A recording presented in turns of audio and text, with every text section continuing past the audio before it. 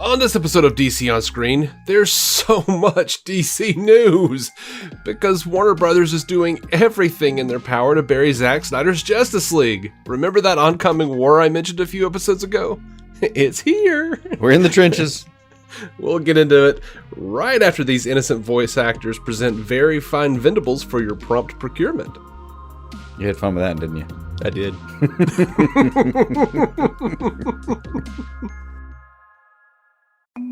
It's important to properly dispose of unwanted medication or sharps. MedProject offers free and convenient disposal options near you. To learn more, call 844-MED-PROJECT or visit medproject.org. Get great savings throughout the store at Safeway. This week at Safeway, get value packs of USDA Choice Boneless Beef Tri-Tip Roast, untrimmed twin packs for $3.97 per pound with digital coupon. Plus, get whole Signature Farms turkey, 10 to 15.5 pound grade A for $8 each or 16.1 to 22 pound for $10 each. Member price with a minimum $50 purchase. Limit one per household while supplies last. Also this week at Safeway, Hass avocados are 10 for $10, member price. Visit Safeway.com or head in store for more deals. Welcome into DC On Screen episode 632. This is the podcast where we talk about the DC Comics multiverse on film and television, give honest opinions on projects upcoming and past, and believe that every version of a property is valid, even if we don't want it to be. If it has been released, it is fair game. So beware of spoilers, and welcome to the show. I'm David C. Robertson. And this, the man who once flunked out of a drawing course for sitting on a cross to see if it hatched, Jason Goss. Get it? Cross-hatched? I do. Yeah. I later urinated in a jar, and that went over much better. Well, that's art, Jason. Mm-hmm. That's art. Mm-hmm. You remember that Norm Macdonald bit where he talked about the guy who, what did he do? He pissed on a picture of Jesus. No, I do you think remember this? That was the well, probably that too, because so many things have been done. I was referring to the guy who pissed in a jar and put a crucifix in it. No. Yeah, there's an old Norm Macdonald bit where he's talking about. He's like, yeah, there's this guy in New York at an art installation pissed on a picture of Jesus Christ and called it art. Yeah, I got a piece of performance arts for you. It's called The Devil Puts a Hot Poker Up Your Ass.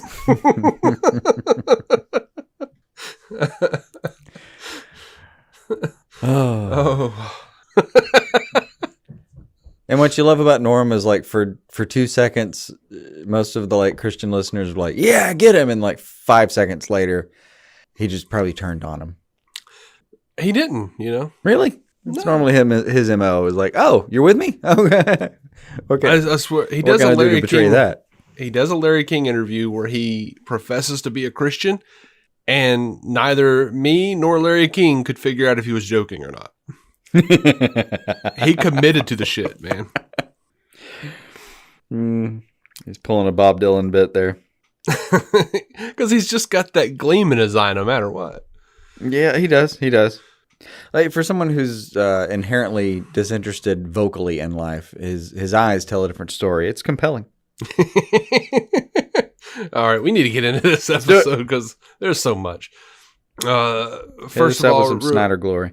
Yeah. Well, first of all, let's quickly thank the patrons. Of course. $1 a month gets you every episode ad free. $5 gets you that plus Marvel reviews, comic reviews, any other random bits and oddities that we think of. And if you don't want to deal with that, you can pop over to DCOnScreen.com and click the donate button, or you can go to our merch store, also DCOnScreen.com. It's right next to the donate button, or right under it on the drop-down menu on your mobile device.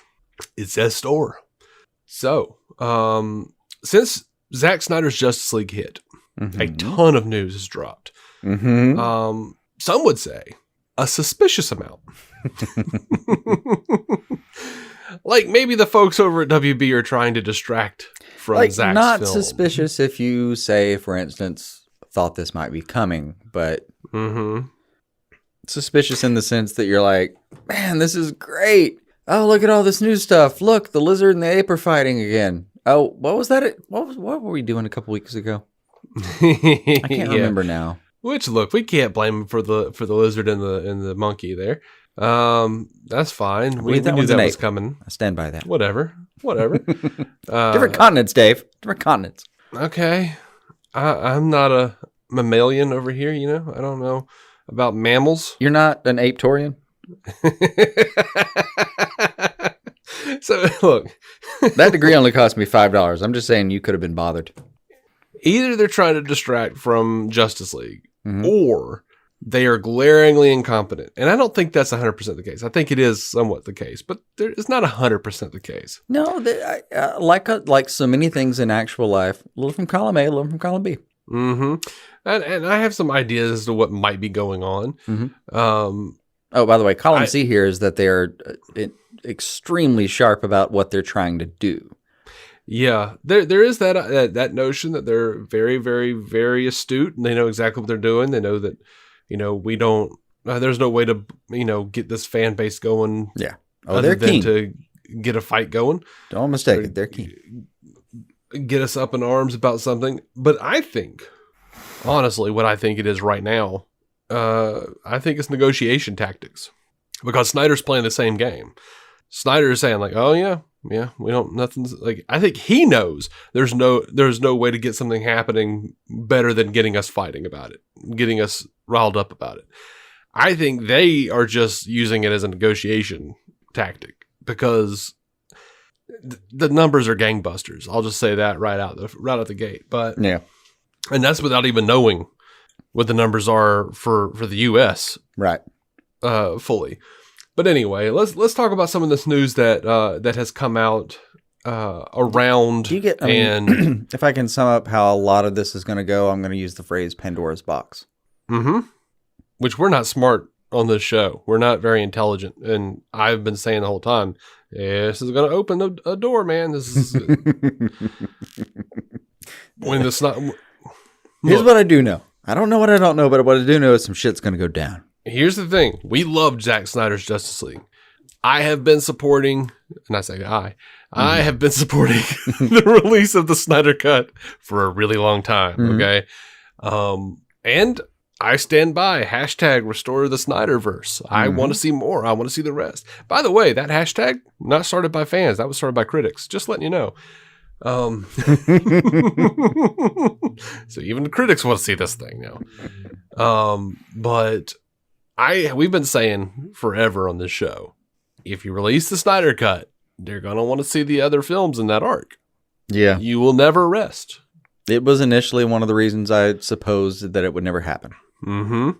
So now we've got a situation where, like, every time Warner Brothers puts up a thing about Godzilla versus Kong or anything really, you'll get hashtag restore the Snyderverse over and over and over and over and over and over. Anyway. Yeah. Yep. So let's talk about some of this news that came out before and since the Snyder Cut came out. Because we haven't talked about this. We've been kind of doing our own little commentary thing for like a month. Sadly, Billy Crudup is no longer on the Flash. He was, Henry Allen in the Snyder Cut and in the theatrical cut, and he's now being replaced because of scheduling conflicts. And they've got Ron Livingston coming in, and I can see the resemblance. He does kind of look like Billy Crudup. He does look like Ezra Miller. I like Ron Livingston. Granted, the only thing I know him from is Office Space. He was the main character. Yeah. Him by itself, he's not problematic. It's just a matter of, like so many things in the Flash, how are we going to make this happen? Yep. And they've announced that they've got a kid named Ian Lowe playing a young version of the Flash. And they've added some more heroes, some more cast members, Dairy Girls, Ciorci Monica Jackson, and internet personality Rudy Mancuso in undisclosed roles. We know Kirstie Clemens is back as Iris. But Michael Keaton came out and said he might not be Batman now. Yeah, that got confusing. I don't think that was part of WB's plan, but that does like the opposite of what their plan is. That was a bit confusing. Yeah. Well, I think Keaton was just being honest. He was like, I'm needing a minute to think about it because I'm so fortunate and blessed. I got so much going on now. I'm really into work right now. I don't know why, but I am. And so, yeah, I mean, to tell you the truth, somewhere on my iPad is an iteration of the whole Flash thing that I haven't had time yet. I called them and I said, I have to be honest with you, I can't look at anything right now. I'm so deep into this thing I'm doing, this which is Hulu's Dope Sick. Mm-hmm. He says, also I'm prepping a thing I'm producing and getting ready to do getting ready to do down the road in the fall that I'll be in, and I feel responsible to that. So yeah, there's that. I'm not being cute or coy. If I talked about Batman, I'll just be bullshitting you. I don't really know. I have to look at the last draft. He says, I'm more concerned. I keep my eye open. I keep my eye more on the COVID situation in the UK than anything. That will determine everything. And so that's why I'm living outside the city here on 17 acres, staying away from everybody, because the COVID thing has got me really concerned. So that's my first thing about all projects. I look at it and go, is this going to kill me? Literally? And if it doesn't, then we talk. So I'm going to see what happens here. This is going to be kind of fun. We'll see what happens. I think it's kind of a drag. We're talking about it. And I'm like, do you really know what the hell you're talking about? I mean, I could bullshit you, but once I go, I don't know, are we going to do this or not? They say, yeah, we're doing it. Then I go, okay, now I'm going to overthink it, because until then, I don't want to think about it. Right. So, yep, we don't know. He might bow out, which would suck. Yeah, that would hurt you personally in a very large way. Honestly, if kind of like Crudup, if he just showed up in a kind of adjacent role that wasn't necessarily, the one we were expecting, that just might be like a Flashpoint mechanism. Mm-hmm. At least it would have some explanation, and the callback would be nice. Honestly, this doesn't hurt me. There's a part of me that's like, yeah, you see what happens? You cut Ray Fisher out, and now you're going to lose your big selling point of Keaton. Mm-hmm. Yep. You lost that big news drop. Karma's a bitch. He'll come back as Thomas Wayne. Karma is a bitch, y'all. Mm-hmm. Stupid asses. Anyway, WB's not my favorite right now. I'll be honest. They've made a lot of enemies in the last couple of weeks. They've made a lot of enemies since we even did a news episode. Yes. Much less the last couple of weeks. They have tapped Emerald Fennell of Promising Young Woman. She's a writer and director. Mm-hmm. They have tapped her to play, to do the Zatanna movie with Bad Robot. Okay. They've got Angel Manuel Soto directing The Blue Beetle, which is a Jaime Reyes iteration. Which sounds fun. Yep, this is the guy that wrote the Scarface remake and he directed the movie. They've announced Black Adam's release on July 29th, 2022. I saw that. And my birthday. And they've got Pierce Brosnan coming in as Dr. Fate. Everything we say about the news of the last couple of weeks kind of comes with the disclaimer of like, yes, timing, I know. Mm-hmm. But all the preambles and disclaimers in the world, Pierce Brosnan's actually pretty inspired casting. It's pretty good casting, yeah. I was pretty impressed with that one. Here's the thing about Black Adam, and I don't know how true this is. I've seen a number of sites reporting it now, but none of the ones that I trust. But naturally, a lot of these sites are saying, and I wouldn't doubt it was true because I know who the person is. A lot of them or I know who The Rock is. A lot of them are saying The Rock was basically taken aback by Ann Sarnoff's statements and has been like talking to Warner Brothers like, no, screw you. This is Snyderverse. No, and honestly, there couldn't be a greater friend for that fight. Mm-hmm. We're talking about the guy who basically walked into a room where they were considering really mounting Shazam, and by the time he left that room, Shazam was firm, and there was a Black Adam film planned.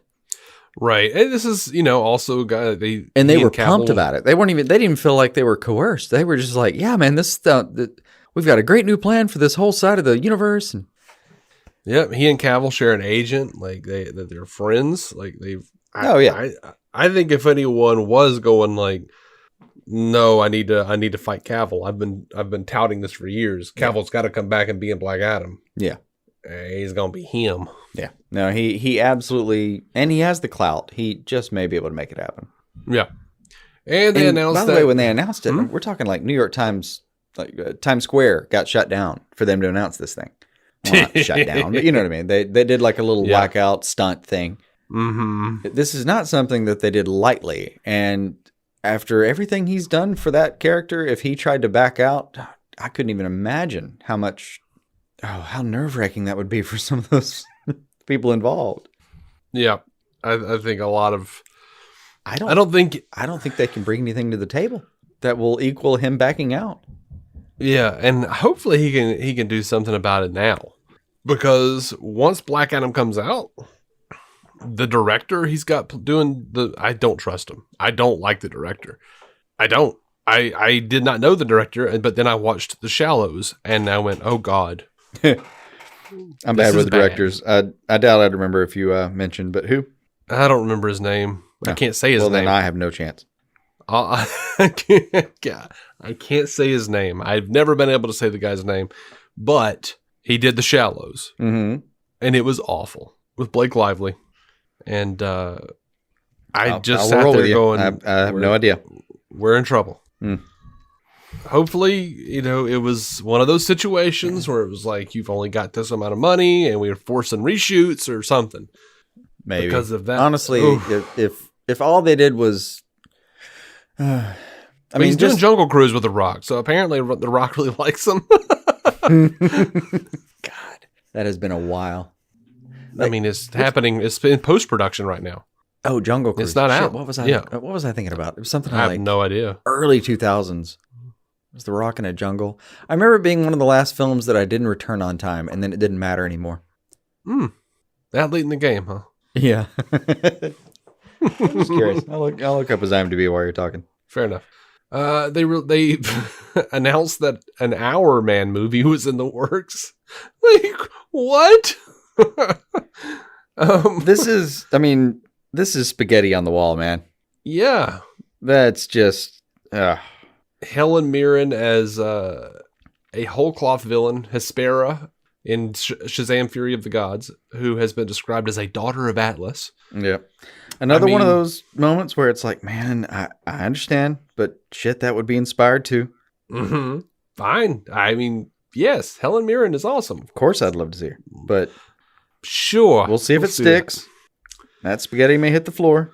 All right. So one of the stickiest pieces of spaghetti, though, the freaking Suicide Squad trailer. Yeah. I love the shit out of this thing, man. That did not have a problem sticking. I mean, to be fair, and you gotta love it. At some point, I think I saw like at the apex, the Suicide Squad was trending at like something like 38,000 tweets, and Restore the Snyderverse was It was like hundreds and hundreds of thousands. Nice. And I think they topped off at like 1.5 million. Good God. Yeah. By the way, non sequitur. It was called Walking Tall. I remember that now. I almost said that as a joke. I think I just remember some scene near what I believe may have been a hut. I don't know. It's been a long time. But I mean, that was like in the country though, wasn't it? Right, maybe. I don't know what country. Like in the South? I have no idea. Because it's a remake. It probably? Anyway. It's been too long. No, it is. I'm telling you this. Yeah, I believe it. Way too long. All right. Let's talk about the Suicide Squad trailer. The trailer. If you will. Let's talk about another wrestler. Yeah.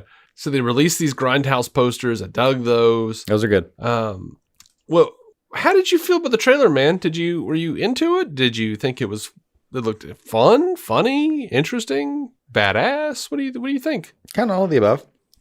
I didn't know exactly what I was going for or what I was in for tone-wise until I actually saw it, because that teaser from Fandom was interesting, but it didn't really tell you where we were heading.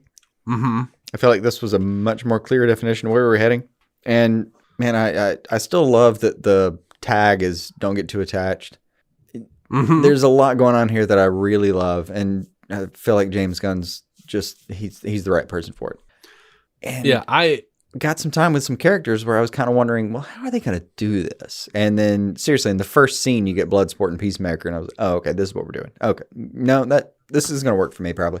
Yeah, absolutely. Like you get Peacemaker making fun of, Harley Quinn and how she's made up and stuff. And then, we going to get that from a guy with a toilet on his head? Exactly. That's It's fantastic. That's the shit right there. That's the shit. The first thing that really worked for me is like, I loved how like they built it up like it was some sort of like really serious, like heist type of situation or rescue situation, which it was a rescue. Yeah. And then we have Harley who's already rescued her damn self. Heist/rescue. I think you're right to stumble on those two words. Yeah. And we have Harley's like, you were going to save me? Yeah. And Rick Flag goes, it was a really good plan, too. No, I remember from interviews, Kinnaman talking about how, like, man, I haven't really had to stretch that comedy muscle. And I'd forgotten two things. One, I really love his Rick Flag voice. It is so fucking post-military and country in a way that, like, just listening to his voice, I'm like, this dude has baled hay. For sure. This dude has baled hay and he woke up early to feed animals.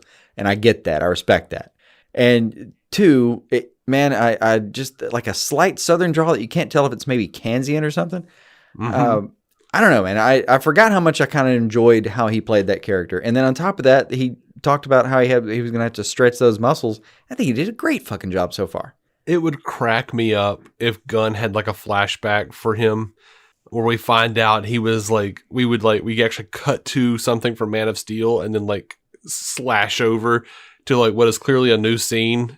And he's just like next door growing up next to Clark.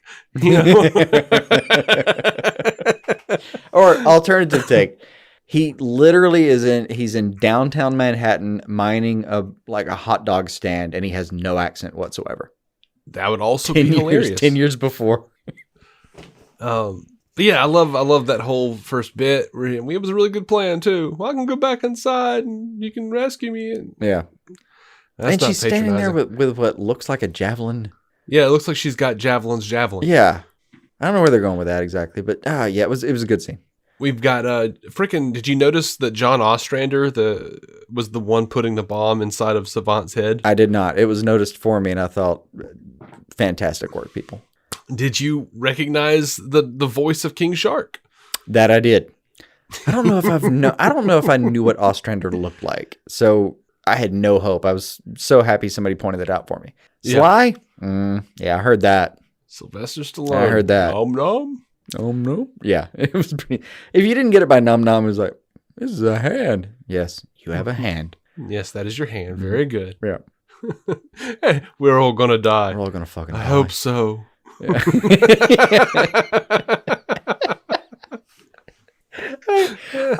I didn't know how I was gonna like what's his name? God, he's got a Polka really Dot hard... Man. Yeah, Polka Dot Man. I forget it. David Dastmalchian. Oh man, fantastic work there.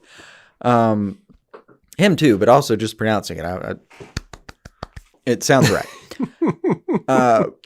Yeah, like I didn't know how he was going to be played, and I saw two scenes in this movie. Well, three. One, him just like flying into action, and I thought, okay, they're going to take him seriously. Sweet. And the other one, but maybe the first one, I think temporarily was just like I hope so. And he says that, God, he says that like a Tumblr meme. You know what I mean? Mm-hmm. Like this dude is just clearly so fucking done with life. Just like the moment they blow me up, the better. If I could find a way to try to escape right now and she blows me up, that would be fantastic. I guess I'm going to sit through this meeting and go on this mission and hope something kills me instead. Oh my dear God, I'm done. And I don't know. I jived with that. I thought it was a weird thing for Polka Dot Man to affect, and I enjoyed it. But then maybe my favorite part where I thought, holy shit, we're going to get some real depth for this character is him in the rave. Mm-hmm. Out of costume, just him in the rave, just fucking looks like he's on X and having a great time. Yeah. I don't know what the hell we're doing with his backstory, but I'm really interested now. Yeah, I'm pretty interested. I'm sure the music's going to be pretty fantastic because that's how Suicide Squad rolls. And James Gunn. I loved that callback to the first one with the air one. We fail the mission, you die. We find out any of the information you gave us is false, you die. Mm-hmm. And then you have Harley pop in. We found out you have a personalized license plate, you die. If you call for that, covering your mouth, And he stops her. That is not an open invitation to cough without covering your mouth. Yeah. I saw a lot of people against this, and I dug it. I thought it was hilarious. You're the leader. You're supposed to be decisive. Well, I've decided you should eat a big bag of dicks. If this whole beach was completely covered in dicks, and somebody said I had to eat a dick, sorry, Eat every one of those said dicks I had for to liberty. eat every dick until the beach was clean for liberty, Yeah. I would say no problemo. Why would someone put penises all over the beach? Who knows why Mad Men do what they do? Look, it wasn't the sharpest joke in the trailer. And I hope it's not one of the sharper jokes in the movie, because I feel like there's so much more potential, and that would be a little disappointing if that was like, oh, that was one of the highlights. But I don't feel like that's at all where we're going. I feel like maybe they just gave Peacemaker a moment that was going to flesh out what he's doing more, so that when they go back and announce more about the Peacemaker series, you got a little bit more background for him. That was my bet. Yeah. Otherwise, it was a fine joke. I laughed. Yeah, I saw a few people complain that it was homophobic. I don't think it was homophobic. No one said that the dicks were attached to anyone. No, I'm just literally imagining like flaccid, detached dicks covering a beach. Yeah, I talked to a few of my gay friends. I said, does this sound homophobic to you? They said, no, I literally thought the dicks were detached. No one wants to eat that. Yeah. For me, it's Fair not. enough. I get how it can be construed that way, and I would certainly sympathize. Like, I don't use cocksucker as a phrase for people at this point, because what the fuck is wrong with that? Right. I understand pejorativeness in a lot of these ways, and yeah, I would be down with it if somebody was offended. I get it, but I didn't find it so. But could be just me. Could be just where I come from. My friend Kevin literally went, I mean, if they were on a beach, they're all covered in sand. Oh, that's another, yeah. Also, just pure quantity, right? It's a lot. It's a lot. It's a lot. Even in Peacemaker's clearly somebody who's got like a 30,000 calorie a day diet. Mm-hmm. I just don't know how many dicks that equates to. There's probably Also, someone that can do some math on that. No one said they were human. Yeah. Fear factor was a thing for a reason. Yeah. Or do my worst nightmare. This is a beach full of spider dicks. No. What does that even mean? I don't really even know anatomically what the hell a spider dick looks like. I don't care to. Yeah. Anyway, I will tell you, completely beside the point. I watched for a few seconds and kind of had to turn away, but I was so curious. I just saw some bumblebees that landed nearby, and I was like, oh, okay, it's a sex thing. And then the one started just pumping in a way that was like, that's just literally like, it's just like missionary style. Like, or no, it's right. It's like it's like doggy style. Like, yeah, there you go. This looks absurdly human. And as soon as I was like, this looks so human that I'm like embarrassed by it, I kind of walked away. You're uncomfortable. Yeah, it made me uncomfortable because well, at least your knee-jerk reaction wasn't to pull out your camera and put it onto like Pornhub or something. Yeah, no, it was not it wasn't even my knee jerk to even just sit and watch curiously. Like I was curious for a second, realized what was happening, and went, oh, well, this is not, I don't need to be here for this. And just made my way inside. Yeah. But, there was just some serious pumping there. Well, point being, bumblebee dick, possibility. Something was being pumped. It looked absurdly personified. Yeah. So I loved the King Shark gore, him ripping that dude apart. That made me very happy. One of my favorite things was him gnawing on that skull. And I loved someone telling me, oh, look at how cute he is. And James Gunn tweeted that and said, he's literally gnawing on a skull. He's gnawing on a human skull. How is this cute? Whatever, man. How is this cute?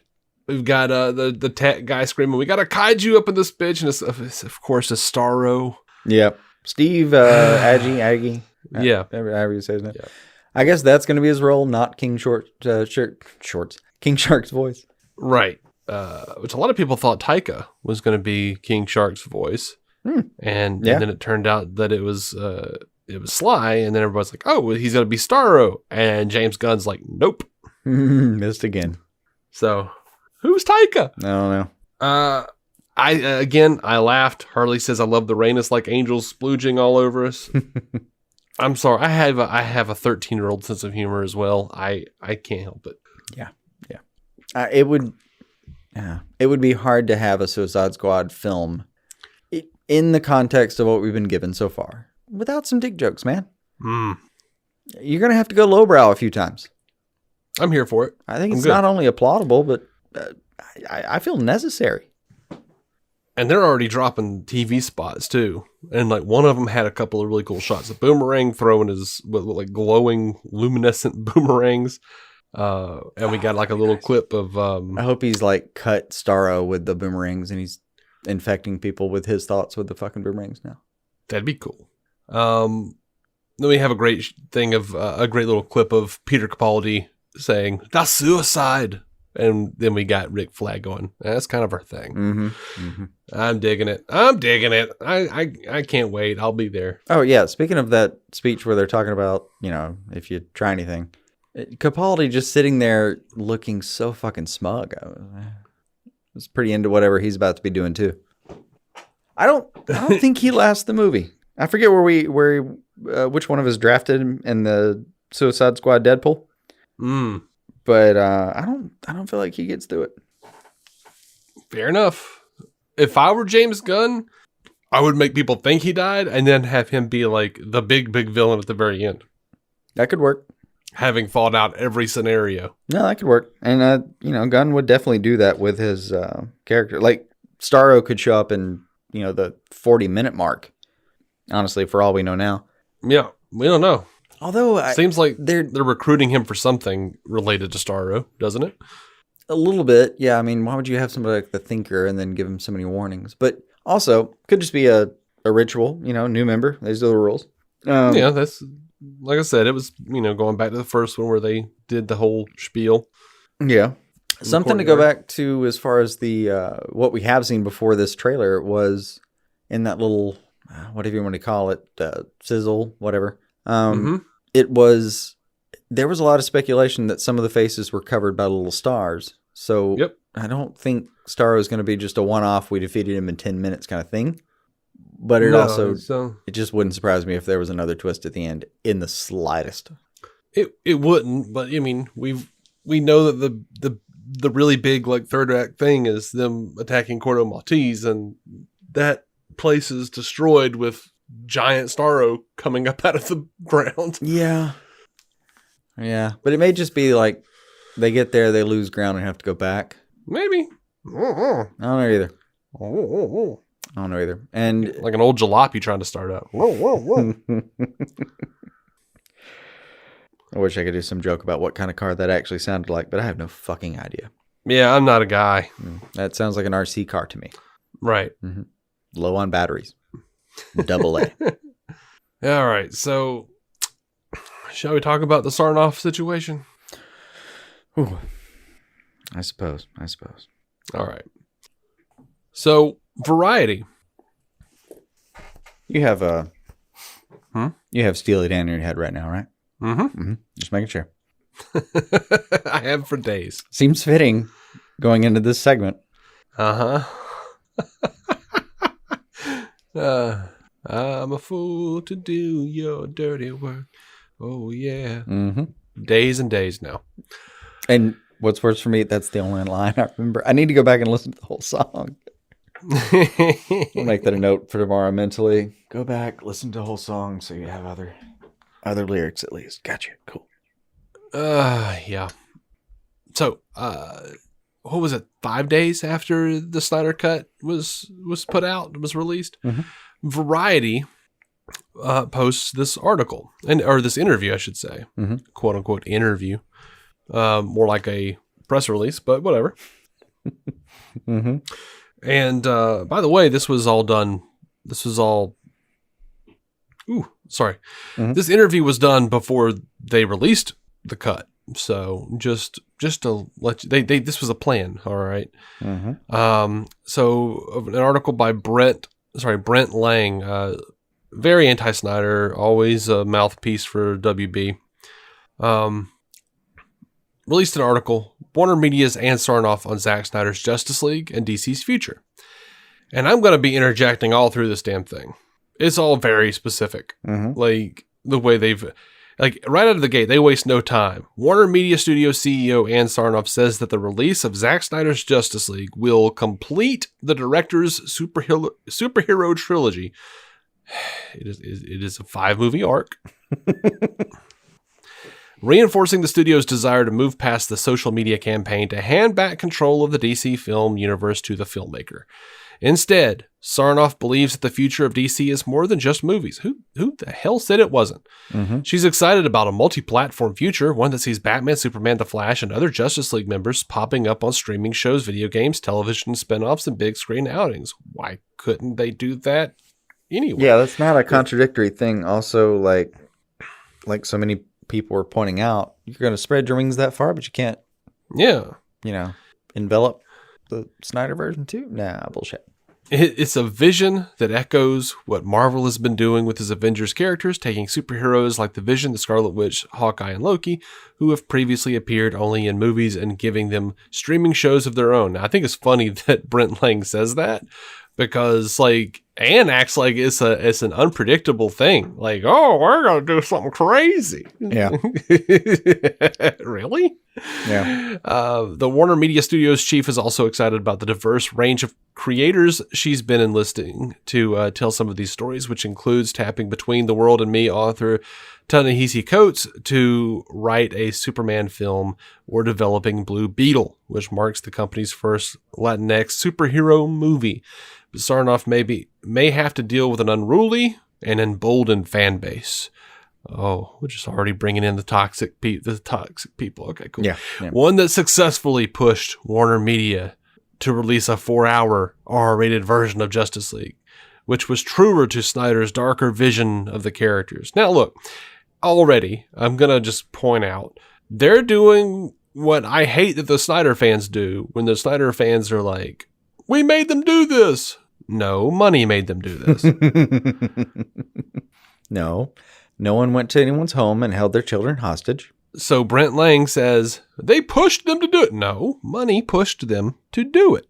They provided They provided a means of capitalizing, is a better phrasing.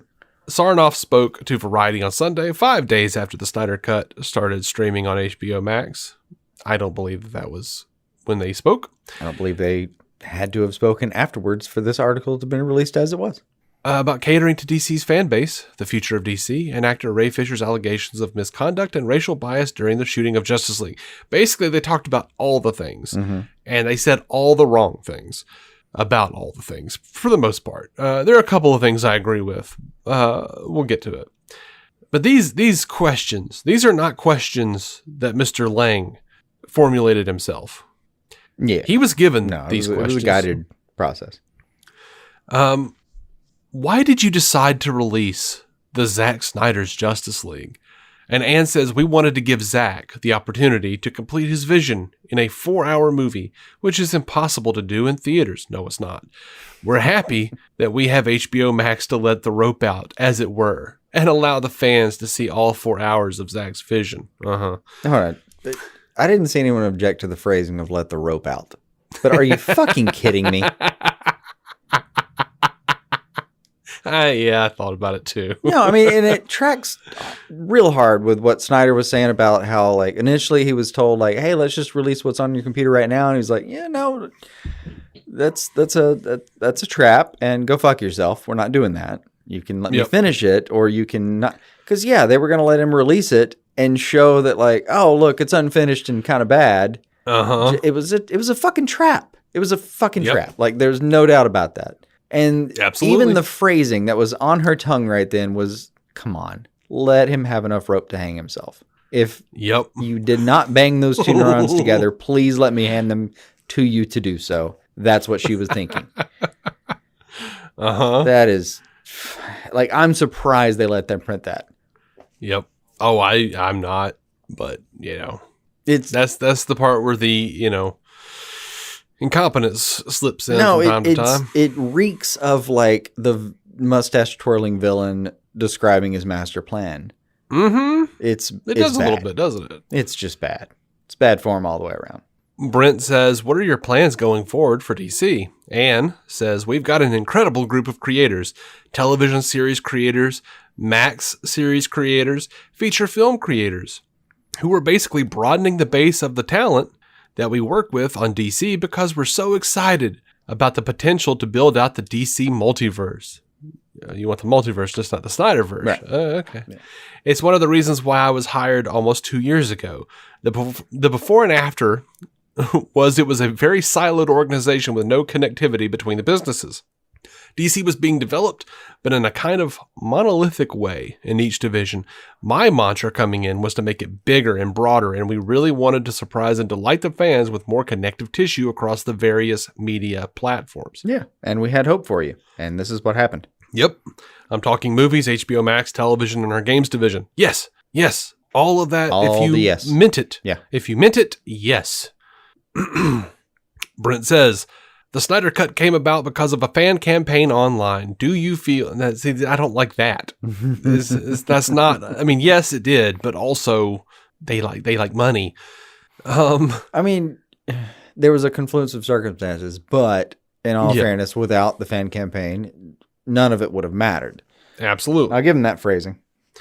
Do you feel like you need to strike a balance between being responsive to fans and charting your own course as a company? How responsive do you believe DC should be? She says, we're always going to listen to our fans, but we are in service of the broadest fan base, and we owe them an integrated, holistic strategy. We are the shepherds of the franchise, and hopefully when the fans see what we've got in store, they'll know that DC is in good hands across many different platforms with many different creators. Just not Snyder, apparently. Mm-hmm. We want different voices in the mix. For certain fans that want singular voices, they may be disappointed. But we would ask them to be patient and see what we've got in store, because perhaps the newer voices in the mix will have just as compelling stories to tell. Yeah, I get it. But it sounds a little bit like if you get enough people involved in a franchise that's bigger than you, you don't ever get the opportunity to have any actual say-so. And you also don't have the opportunity to bargain for better payment arrangements. Mm-hmm. She says, on balance, you, of course, want to listen to your fans, but we do want to stay true to our vision and our mission for DC and build that out. Now, dude, you're a shareholding company. Fuck your vision. We don't trust you with that. We trust you to put money where the people want vision to be had, and you go to creators for that. Let me ask you something, because I can't believe you didn't grab onto this and latch onto it. Mm-hmm. You and I both have spent an ungodly amount of our lives in customer service. Oh, yeah. It's like I'm still in it. Yeah. At any point, is it appropriate to tell a customer you may be disappointed in our product? Honestly, a little bit. That has never been in best practices. The way it was just pitched to me by Ann Sarnoff was, we have a vision. That's what we're trying to get accomplished, and we understand that everyone may not be able to come along with this. Mm-hmm. But that's what I'm saying. We don't give a fuck about your vision. Your vision is what got us here. Your vision is what fucked Snyder to begin with. Your vision is what isolated the separate universes and the continuity. That you're why this is a little bit fucked. But here's also what pisses me off about that statement. She says, for certain fans that want singular voices. All right. Most of the people that I know who want to restore the Snyderverse, they're not asking for singular voices. They're fine with lots of different voices. Zack Snyder himself has said, look, Patty Jenkins' Wonder Woman movies, they're not in my canon. James Wan's Aquaman, they're not in my canon. My movies, the ones I directed, are in my canon. If they want to follow that, that's fine. But I'm not going to tell them they have to. Yeah. And guess what? They haven't. Patty Jenkins threw out the I've been away for 100 years thing. James Wan changed Aquaman's tattoos. He changed Amber Heard's voice. He changed her costume, her hair, pretty much her backstory. And Snyder was like, cool, go check those movies out. They're dope. Yeah. Snyder's like, go support Matt Reeves.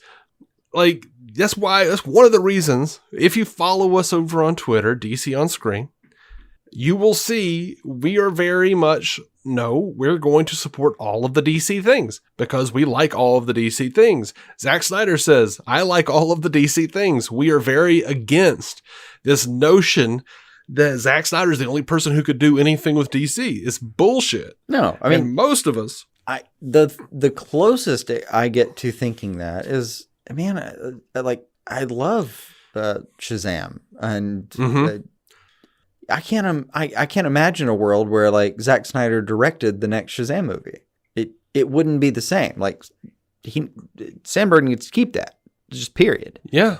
He's got an itch. He's got a good feel for it. He should stay in that lane. I mean, and great. But the closest I come to thinking that anything should be like a Snyderverse, it really is that you built the universe on some sand, and you just kind of like, man, you just went to a different beach for a couple things, and just decided to fuck off on the original. It's not that hard. It's hard to coordinate, but you have a thing. You have a thing that does well. You come up with an overall story for how this is going to go going forward. You come up with like a long-term plan, and you kind of, there's a little bit of mandate to the filmmakers that are going to be independent and have their own voice that I need you to hit a couple points. And I get that. And even when they're not completely contiguous like they are, like being able to use Machete's Flash to do what they're going to do now and hopefully correct some of those, just some of the missteps as far as the continuity. That's great. That can all work. But the point is that it can all work. Snyder's universe can still be intact. All the other filmmakers can still keep their voice and keep their, their own bits of ingenuity and directives. None of this is contradictory is the problem with everything she's saying. Yeah. We're fine with the multiverse. We just want a Snyderverse to be in there. We want to see the rest of his story. Yeah. You literally then could use the Flash we'll stop talking about it. Like, you could use the Flash as the cul-de-sac, and that would make sense. And say, like, no, this is where those characters ended. We rewrote the universe, and here we are now. And that would... And they might. I would buy it. It tracks. It tracks with the Flash. It tracks with the set of properties you bought, Warner Brothers. Yeah. But I want to see the rest of Snyder's vision. I do. Of course. I do. But that doesn't, mean that I don't want to see anything else. That's stupid. Yeah. This is, anyway. Ann says, we have weekly meetings with our key execs in every division. Late August, I was made head of studios and networks. God help us. Mm-hmm. And I now have all of the creative groups beneath me. God help us. So now around that table, it's not just Warner Brothers Film, Warner Brothers Television, and Warner Brothers Games, but it includes HBO and HBO Max and the Turner Networks, Adult Swim, and the Kids and Family Networks. We are involving all of those people in our plans going forward, and that means that media is going to be more connected, sometimes in subtle ways, and sometimes more overt ways, like opposite the Suicide Squad. We're spinning out Peacemaker with James Gunn and John Cena, passionately developing that for HBO Max. It's my job to make sure we super serve our fans across all demos and all fan bases, except for the Snyder fan base. Mm-hmm. Yeah. Brent says there's also been a toxic side to the fandom. And yeah, that's all you've been talking about, jackass. With reports that critics and some of your executives have received threats for not endorsing the Snyder Cut or for being perceived as standing in the way of its release. What's your reaction to that behavior? She says, we're not tolerating any of that. That behavior is reprehensible no matter what franchise you're talking about or what business you're talking about. Absolutely. I agree. Most of us agree. Well, it's completely unacceptable. The 2 points that first of all, yes, there's some shitty people out there using this hashtag. Agreed. And absolutely they can get fucked. Yeah. There's some shitty people under Warner Brothers payroll. Uh-huh. And I feel like those are both salient points here that aren't being addressed. Like, I'm sorry. Sorry, Ann. No. Oh, it's being addressed. It's just not in the way you want. She says, I'm very disappointed in the fans that have chosen to go that negative place with regard to DC. Yeah, me too. With regard to some of our executives. It's just disappointing. It's disappointing because we want this to be a safe place to be. Fuck that. No, you don't. Do you want it to be a safe place for Ray Fisher? Yeah, exactly. Or Gal Gadot? Yeah. Is that... You wanted it to be a safe place only when enough people finally decided to turn on Joss Whedon to make it public that he was a shitty person. Uh-huh. But until then, you weren't so interested in it to say, fuck yourself. Just go fuck yourself. But you're holding fast to Walter Hamada and Jeff Johns' dicks. Yeah, and John Berg. Yeah, he's gone, I think. Is he? But yeah, I think so. Well, and Emmerich's still DC, just fucking floating around. Yeah, Toby Emmerich, yeah. We want DC to be a fandom that feels safe and inclusive. We want people to be able to speak up for the things they love, but we don't want it to be a culture of canceling things that any small faction isn't happy with. No, we're not happy about that.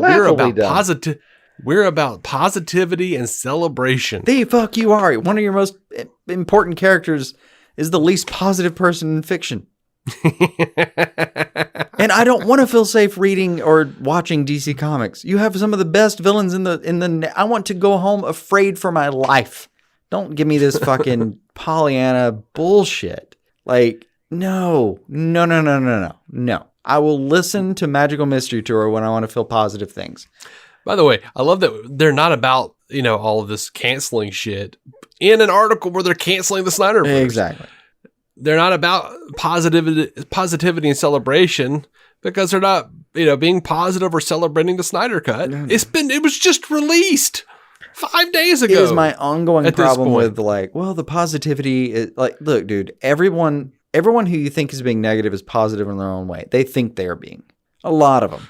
Some people are just shitty for shit's sake, but a lot of people think they're being positive about something even when they're being shitty about how they do it. So when you go back and say we're all about the positive, no, you're not. You're just picking a side. It's a human thing to do. We all fucking do it. You all have a thing you do that you disagree with this point. So you think the other people on the other side of the fence are being shitty. That's how life works.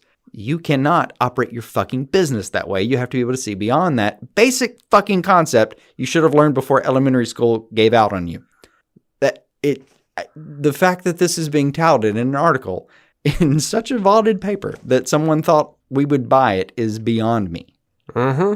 Go fuck yourself. Get him. Get him. So Brent says the campaign for Release the Snyder Cut has moved into a new phase. It's now Restore the Snyderverse. What's your reaction to this new campaign? She says, I appreciate that they love Zack's work, and we are very thankful for his many contributions to DC. We're just so happy that he could bring his cut of the Justice League to life, because that wasn't in the plan until about a year ago. With that comes the completion of his trilogy.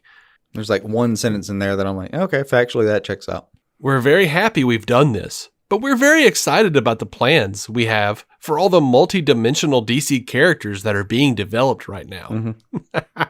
You lying jerk. God, did you hear the cracking sound when she patted herself on the back?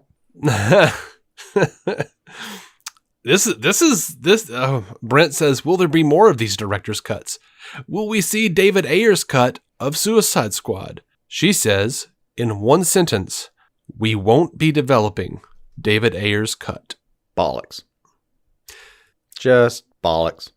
Brent says, looking at the DC slate, there seems to be an emphasis on creating opportunities for diverse creators and characters. You've got a Latino superhero movie with Blue Beetle, Sasha Calle becoming the first Latinx, whatever you say it, actress to portray Supergirl, and Ta-Nehisi Coates writing a Superman movie. Yes, all things that you guys have already mentioned. Mm-hmm. Yes. Mm-hmm. Is there a concerted effort to take the brand in a more inclusive direction? By the way, Zack Snyder just made all the people diverse between Zack and Ayer. So I don't even know why they're acting like that hasn't already been a thing. No, I mean, whatever. Diablo was the star of that fucking film as Ayer made it. I mean, Will Smith as Deadshot. Anyone? Yeah, I mean, I don't know where.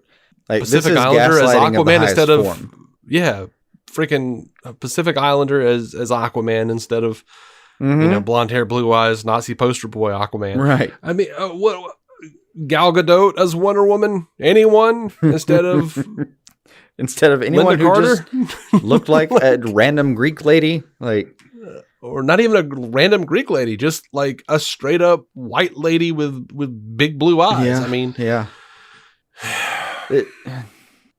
It has not lacked inclusive capacities in the slightest.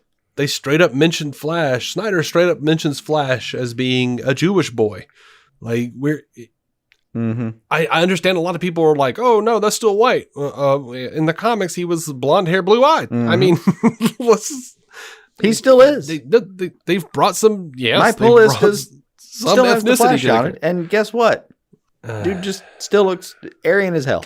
Like, and fuck, man. I mean, that's all fine and well and good. It's just that if you make changes like that, and later they're like, well, we're going to make some changes that are going to be inclusive. What you can't. No, you can't gaslight me and tell me none of these things happened. They all happened. You're not making new decisions. And by the way, even saying that, we're embracing things is like, I feel like in the right world where he really was the master of ones and zeros, there would just be in the article itself posted on their website, hashtag I stand with Ray Fisher, posted by Cyborg.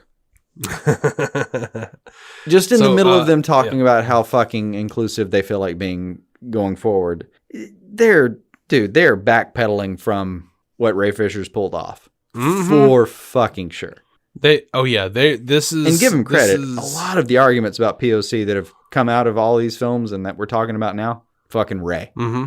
Yeah. This is where they're heavily trying to beat Ray Fisher's arguments down. No.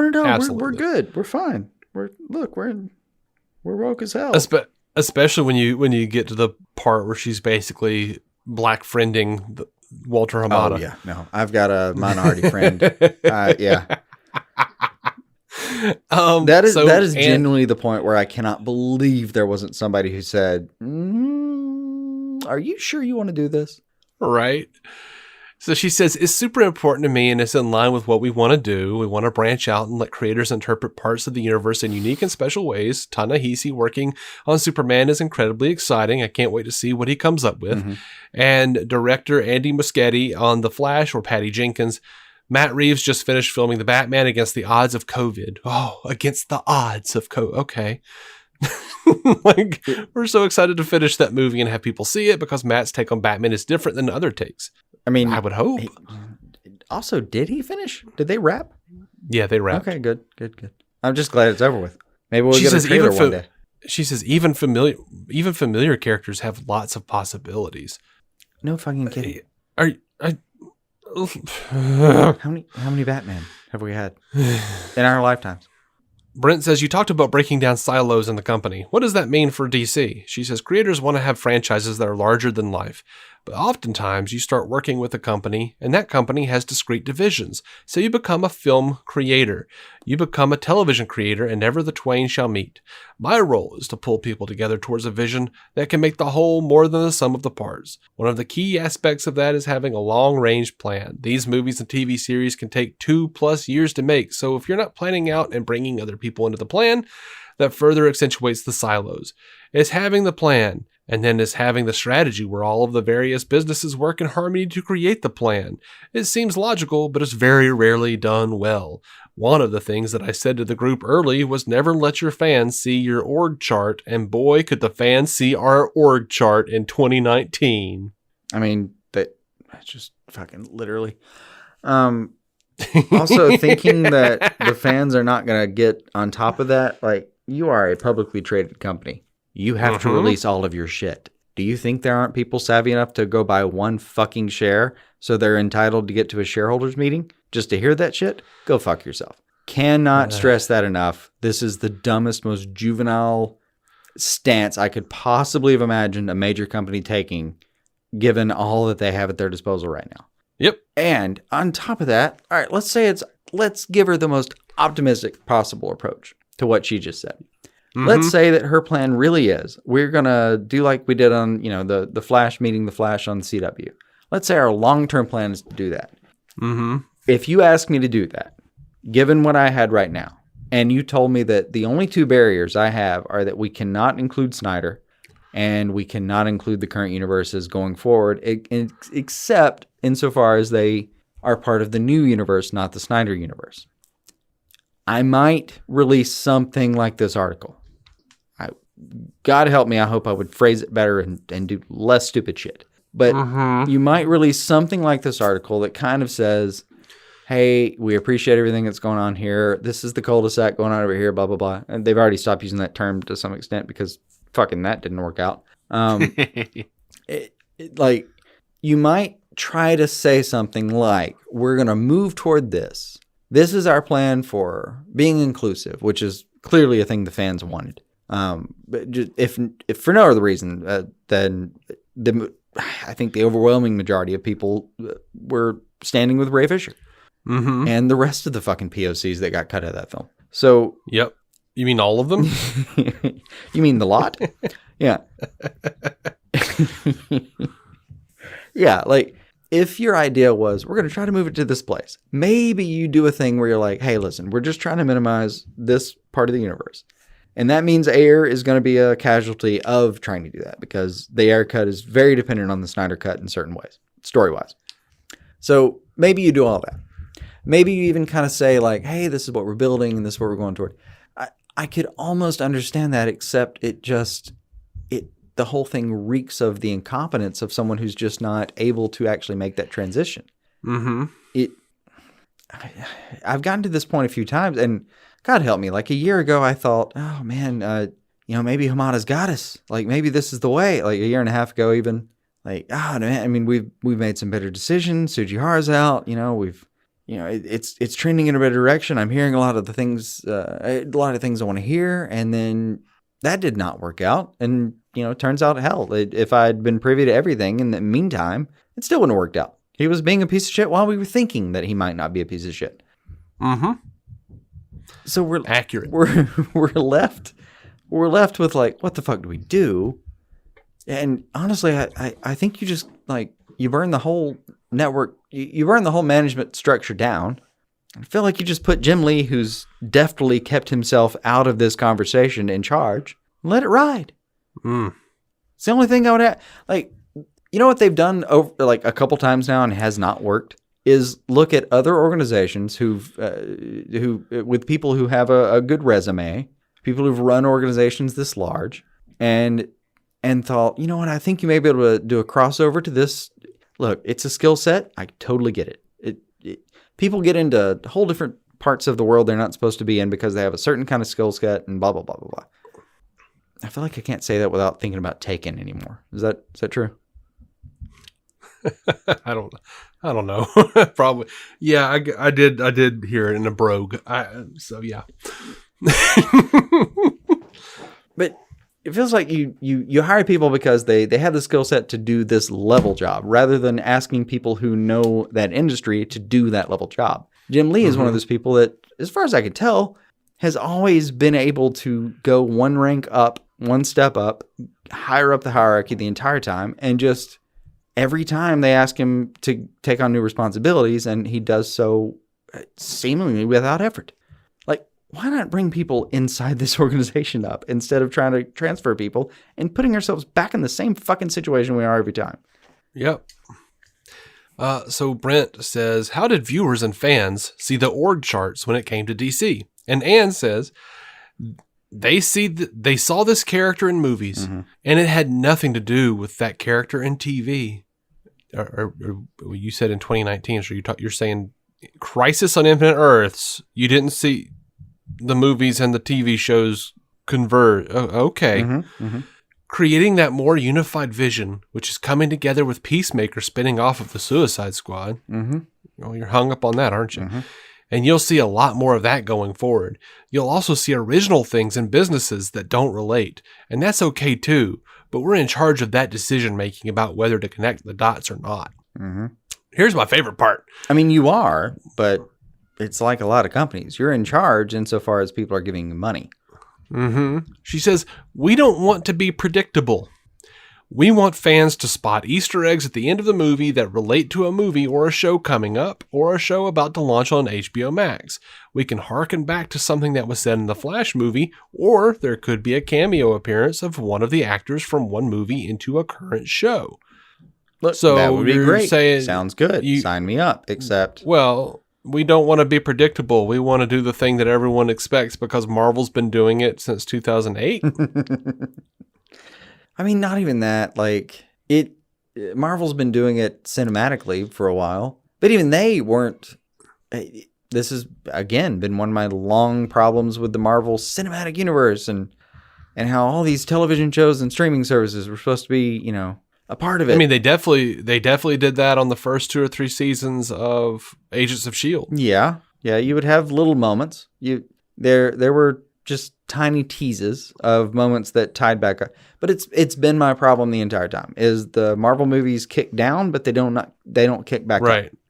And it's why when the Flashes met in fucking CW and it turned out that universe was really way more important than the rest, that it was a huge turn of trope for me. Like, they finally kicked up. And I get that she's saying that, and that all sounds great. And to me, it's not even like Marvel's been doing it for a while. It's that comics do that. You get to the end of a comic run that's, 12-issue series that lasted a year, and you get to the end, and the last splash page is some villain that you didn't see coming, and they were behind it the entire time. Whatever. Mm-hmm. Yeah, you bounce between characters. That's part of the format. I get it. I applaud it. What you're telling me, though, is that you're going to try to embrace that without embracing anything that's happened so far. And until you give me a mechanism for accepting that, I'm just calling bullshit. All right, so Brent says, Ray Fisher has accused Warner Brothers executives of racially biased behavior and of trying to impede an investigation into alleged misconduct on the set of Justice League. Did your investigation corroborate any of these claims of racism on the part of your employees? Ann says, no. Our investigator, Judge Catherine Forrest, who, by the way, is a former judge, she's not a judge anymore, she's just a lawyer now, has issued statements specifically about DC Films president Walter Hamada, saying that there was no evidence of interference by Walter in the investigation. Yeah, well, Ray has already said that he didn't interfere in the investigation. He attempted to interfere in the investigation. She said that the cuts made in the Joss Whedon version of Justice League were not racially motivated. We took it very seriously, so we hired one of the top investigators out there and gave her a tremendous amount of leeway. That whole interaction just reeks of a lawyer calling a special witness. Mm-hmm. I mean, shit, I've read a lot of depositions at this point in my life, and God, you can tell when the lawyer is asking something that they expect to be answered a certain way, and they're really excited about it. You can hear it in their voice. Ray Fisher has previously stated that because of a non-disclosure agreement, he can't share specifics about the abusive behavior he endured on the set of Justice League. Is there an NDA that would prevent him from publicly sharing all of the details of what transpired on Justice League? She says, not that I know of, no. And then it says, editor's note, a spokesperson for Fisher responded to Variety's request for comment with the following statement. Mr. Fisher is no longer under NDA and will comment further when appropriate to do so. Brent says, Walter Hamada has been on the receiving end of a lot of fan criticism. What was his involvement in the production of Justice League? Ann says Walter had nothing to do with Justice League. He was not running DC Films in 2017 when Justice League was completed and released. He was not put in charge of DC Films until the following year. About a year ago, Walter, Toby Emmerich, me, former WarnerMedia chairman, Bob Greenblatt, former HBO Max content chief Kevin Riley, and HBO Max original programming head Sarah Aubrey sat around the table with Zack and greenlit the Snyder Cut. That cut includes Ray Fisher's entire story as Cyborg, which is something that he had been disappointed had been cut from the Justice League movie 3 years ago. Perhaps we've lost the plot a little bit, which is that Toby and Walter were part of the greenlighting that allowed Zack's vision to come to life, which includes sharing the full story about Ray's character. There really was nothing that Walter did against Ray. In fact, he offered him a role in the Flash movie. Walter was promoted recently. I am fully supportive of Toby and Walter and their visions. I truly believe they are great executives. Walter happens to be a person of color, so he knows what that feels like. He is bringing in diverse voices at an accelerated pace, more than anyone has in the past. Yep. I feel like we've addressed this condescension. Yeah, I mean, you gave Ray back his story? Congrats. Also, I love that bit about, I feel like we've lost track of the narrative, which is really what we should be focusing on here is how the POC let the POC back in the film, and we gave it to that white dude to put it back on. So, me and the other white people, we're good. No problems here. We're all friends with Walt. Yeah. It's all Walt. bueno up in this bitch. You talked about enlisting a broad range of voices when it comes to charting the future of DC. Is there one person calling the shots? She says the connective tissue in the middle is Jim Lee, who oversees DC Comics. Jim lives and breathes the canon of DC, and he works with all of the divisions to make sure the storylines are true to the canon. Yeah. He helps them come up with ideas for new storylines. Jim is very much in the middle of everything, but the group together helps spur on new ideas. But there's not one person calling the shots because I want all the voices in the room to offer their expertise and knowledge of the formats. I agree, but there has to be a prism. Mm-hmm. Having Kevin Feige is one of the best things the MCU ever did. Of course, they have like a board of like 15 different people in addition to Kevin Feige who are like taking notes and coming up with story ideas and all of that. No, he's not in any way shouldering the entire weight, but at some point, there's a moment where somebody makes a decision about the long-term storyline, and there has to be that person. Yeah. Hell, even if it's a committee that votes, best of 5 out of 9. Shit, I don't care. Something has to make a decision about how these things go. And there has to be a deciding voice going forward. Like that, I think that's maybe the best contribution production-wise they've ever made. Mm-hmm. Last question from Brent Lang. He says, as superheroes pop up in movies, on television, streaming shows, and games, how do you make sure there's not too much of a good thing? Couldn't that lead to oversaturation? And says, one of the reasons I'm excited about our strategy going forward is it is multidimensional. We're not just serving the same fan base with the same creative vision. We're trying to expand it. Dude, that last one is one of the most leading fucking questions. Not every fan has to love every piece of what we're doing. Dude, someone take his press credentials from him. If he's got them, just someone sneak in and steal them. So she's saying not every fan has to love every piece of what we're doing. Mm-hmm. So give us the effing Snyderverse, dude. Mm-hmm. But we're putting out more tentacles to be able to reach people with different stories on different platforms, so there isn't fatigue. It's not just the same cadence. We're going to mix things up. We'll have a slate of DC movies, but it will be richer and more multidimensional with a broader array of characters. This is just a slap in the face, honestly. Mm-hmm. That will help reduce the fatigue because you'll see a whole story about The Flash, and then you'll see sequels like Aquaman 2 or new takes on Superman or Shazam, which plays to a family audience. There would be fatigue if we stayed on a more singular path, but because we are broadening, we'll have much more potential to grow the franchise across various demos and various types of fans. And that's the end of the article. No, my major takeaway, other than just the incompetence of someone having let that article be released, because who the fuck is that playing to? Anyone who is reading that article can see straight the fuck through it. Like, me and you are not visionaries. We a lot of the things that we just said, people are already thinking while you were reading that off. Like, the major takeaway to me is that they're trying to diversify to make themselves sound like some of the controversies that they were involved with in the last, let's face it, year and a half or so. Escalating really in the last year, but year and a half or so are not relevant going forward because, we're working on that.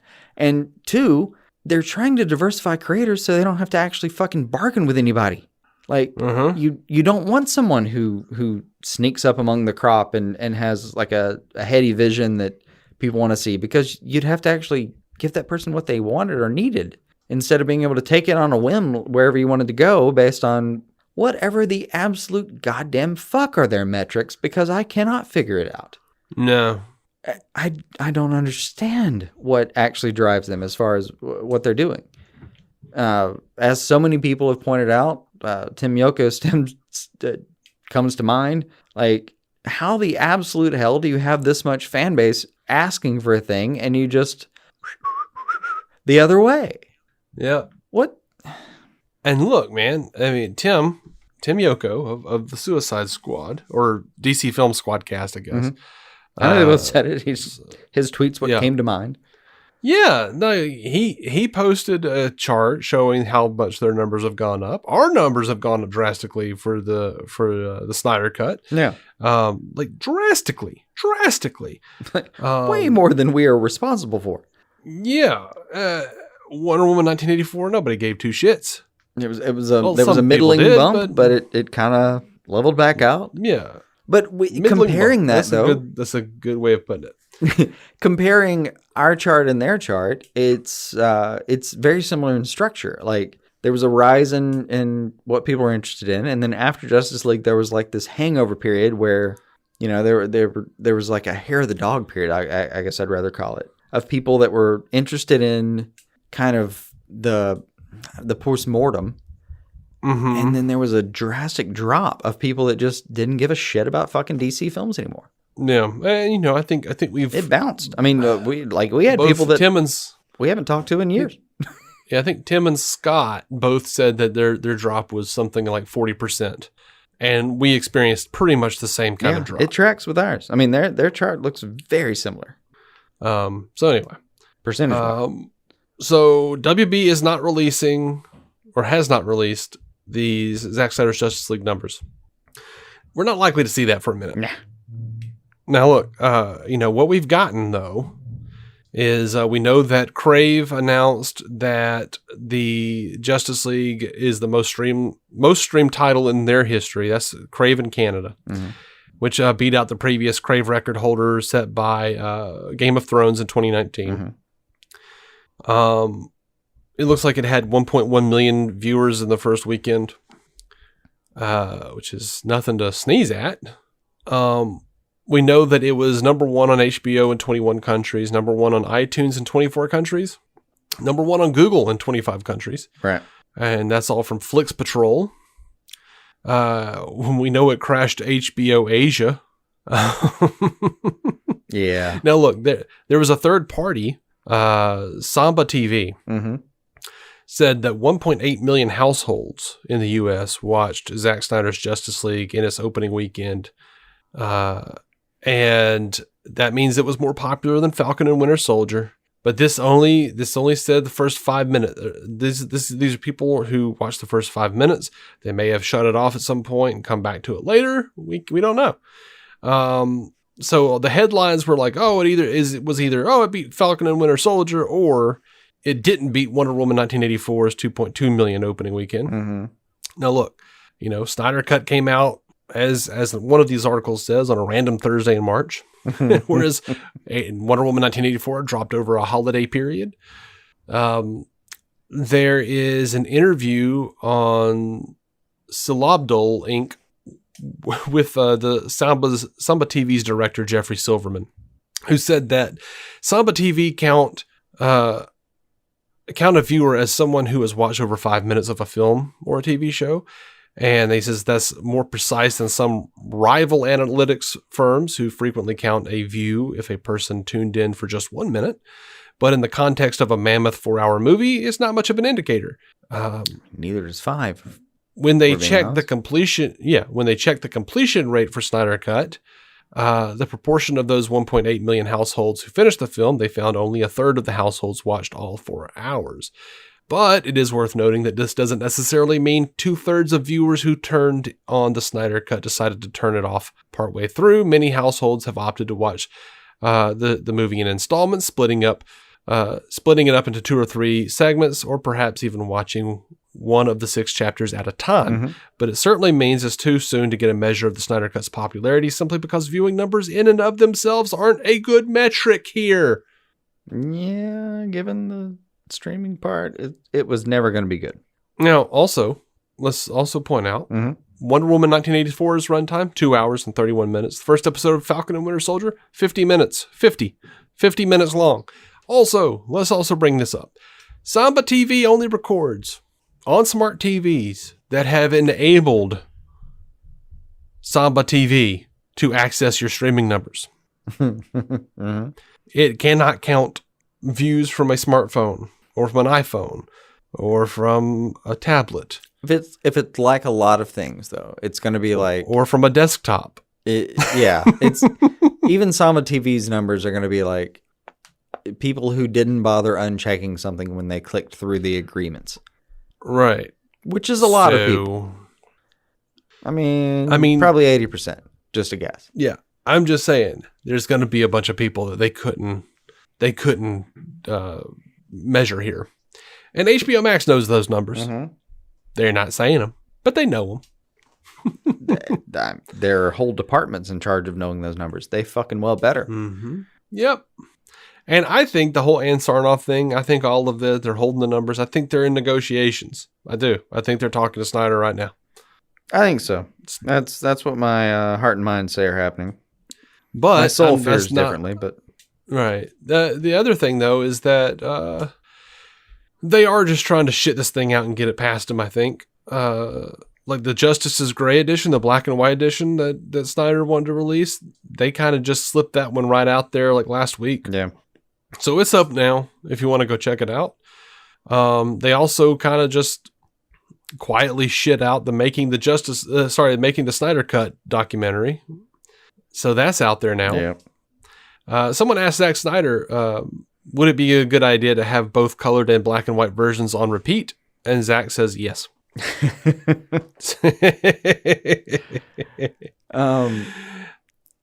They also had him do like an intro to his own kind of playlist of the Warner Brothers titles.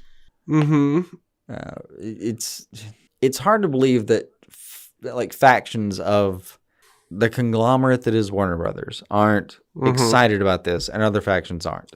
I feel like there's a little bit of internal struggle happening. Yeah, there is. All indications have been that there are at least two different factions within the whole company who are kind of vying for their own version of this thing. Yeah. What's funny is, David Ayer, the director of Suicide Squad, responded to that, we won't be developing the Ayer cut, with like a tearful emoji that says, why not? Yeah, I saw that. That was good. And then he even went out of his way to reply to somebody who's like, oh, if they shouldn't release the Ayer cut this close to the Suicide Squad coming out. That's bullshit. That'd be terrible. And like David Ayer was like, of course it would be terrible. They would be out of their minds to release the Ayer cut now. To undercut with the Suicide Squad coming up. That's ridiculous. Yeah, that's stupid. Yeah. And by the way, David Ayer and James Gunn have been completely decent to each other and completely like on fire for each other's visions. I genuinely think those two in a room together are just going to geek the fuck out for 4 hours. Yeah. Like, forget they were supposed to be having dinner and just have like 2 drinks and the appetizers instead and bounce. Right. So look, here's the takeaway. Mm-hmm. Don't lose hope.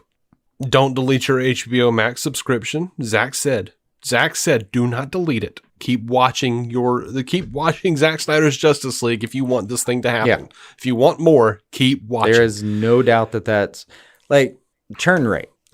You cannot have the churn rate go up afterward. Don't go and delete the app and then just download the movie illegally and watch it and be like, well, they're not going to get me. Well, no, they have gotten you. You're an idiot. You've screwed up. Yeah. Reactivate your account. Their media outlets got you more than the movie did. That's what happened. Like, yeah. There are a few things you have to do. You have to keep posting positively. Do not fucking review bomb other movies. Don't do that. That's a shitty way to act.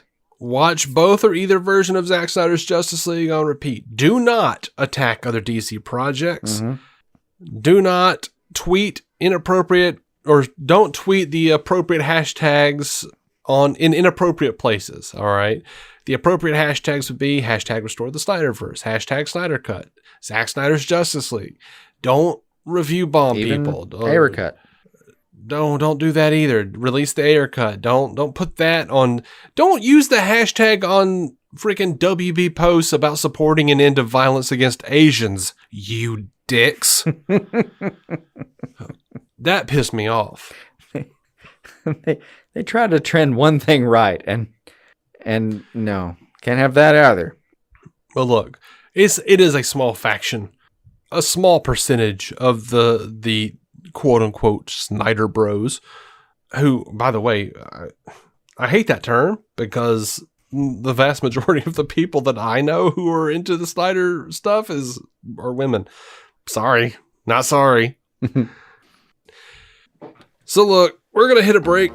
And when we come back, we're going to have some points of interest about Zack Snyder's Justice League. We're going to have spoilery what you would have gotten if I made Justice League 2 and 3 from Snyder. And we're going to have TV news and some voicemails. It's important to properly dispose of unwanted medication or sharps. MedProject offers free and convenient disposal options near you. To learn more, call 844-MED-PROJECT or visit medproject.org.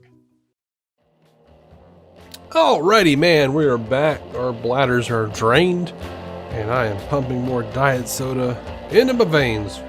It's got way too anatomical. Like, yeah. All right, let's talk a little bit about some Justice League news here. It's just some fun bits, man. Mm-hmm. I think it's funny, kind of, and sad. We passed the dire portion of the show, you think?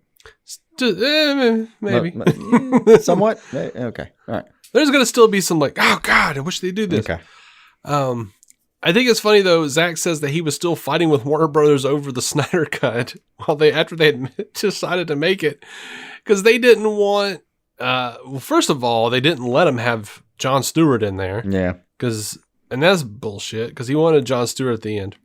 And I saw some claim that it was, even Snyder, I think, said, because they said they had some kind of plan for an announcement, and he was like, oh, okay, look, if that's the case, that's fair. I'm not sure there's any such thing. Well, he said he almost quit over that, and then said, no, the fans want this thing, and it'll be just as good with Martian Manhunter. And he was like, I'm not cutting a person of color out of this movie. Yeah, no, I get that. We're just not doing that. Yeah, I'd love it. And that is far from like a Pyrrhic victory. It's not. It's still a huge win. Like I would have been a little disappointed if Snyder just left over that point. I mean, he obviously pivoted to something that was, I think, just as meaningful and as good. Yeah. Now he did say that they didn't want the Batman and Joker thing at the end. He says the Batman-Joker relationship is so element to both characters, and if I never make another DC film, I felt it was rude not to have done a scene with the two of them. Originally, the studio said, no, we don't want that. But I was like, I'm going to do it anyway. Yeah. I was going to put up some green screens and shoot it in my backyard. But we didn't have to do that at the end. So, yay! They begrudgingly agreed. I get it. Because they were like, no, we're not going to have you put up some kind of damn home video footage that you put together in your backyard, which, by the way, I've seen his home video footage. Holy crap. Did it work? Oh my God. Like, he made a short film with an iPhone on Vero a few years ago. It was fantastic. Nice. So, dude, if Zack Snyder just became like a YouTuber, I'd be there for it. Yeah. At this point, when WB refuses to do something that's obvious and stupid, can we just start calling it like they should eat a beach of dicks? For liberty, yeah. For our liberty. Snyder says that WB has given him a handful of charity screenings in IMAX. Mm-hmm. He says, as we go forward, I'm going to do a handful of charity screenings, a couple in color, a couple in black and white, and that's my plan. As we head toward the fall with the Nerd Queens, we really want to do Zack Con 2 or Snyder Con 2. The idea there would be to do an IMAX weekend where we would do Man of Steel, BVS, and Justice League as sort of a 3-day event and try to get as many people who made the movie in the cast and whoever will help us out as a huge charity event, a huge kind of fan gathering with cosplay and the whole, like a real celebration of the whole thing. Nice. So, and it will have an intermission. Zack confirmed past the 3-hour mark even. Snyder confirmed that Lois Lane is pregnant in Justice League. Mm-hmm. And he says, she's definitely pregnant. I always wanted Barbara Gordon to come in the movies. Commissioner Gordon would be on his way out, and we'd have Barbara starting to play a bigger role. My idea was that after Batman sacrificed himself, there would be a window where there was no Batman. And I thought Barbara could fill that until the child of Superman and Lois, who has no powers, would become Batman when he was of age. Yes. Yes, please. He says that was the idea anyway. It just seemed to make sense. Then, of course, Barbara could have been his mentor, but who knows? That's all just... See, now we're just wishful thinking. Like, I know he goes on to describe basically the entire thing, but come on, he's gonna change some stuff and fuck with us if he gets the chance. Mm-hmm. Oh yeah, he already has a little bit. He says the studio didn't want me to shoot anything. One of the rules of making the Snyder Cut was that the studio said no shooting of any kind. And then, of course, I shot stuff anyway because suddenly, wait, there's rules now on the Snyder Cut? That seems unfair. Snyder Cut, but with caveats? And frankly, there are those caveats because there was a lot of things, and I won't list them here, that the studio did not want me to have in my version of the movie. And I think, frankly, that was all just because they have their own cinematic universe, and that's great, and they were afraid that what I did might... They didn't want to, because they consider the theatrical cut as canon and my cut as the Elseworld, kind of cul-de-sac. We know the terms. Mm-hmm. So they were like, please don't do anything, like no dark side coda. And I was like, sure, okay, great, do it.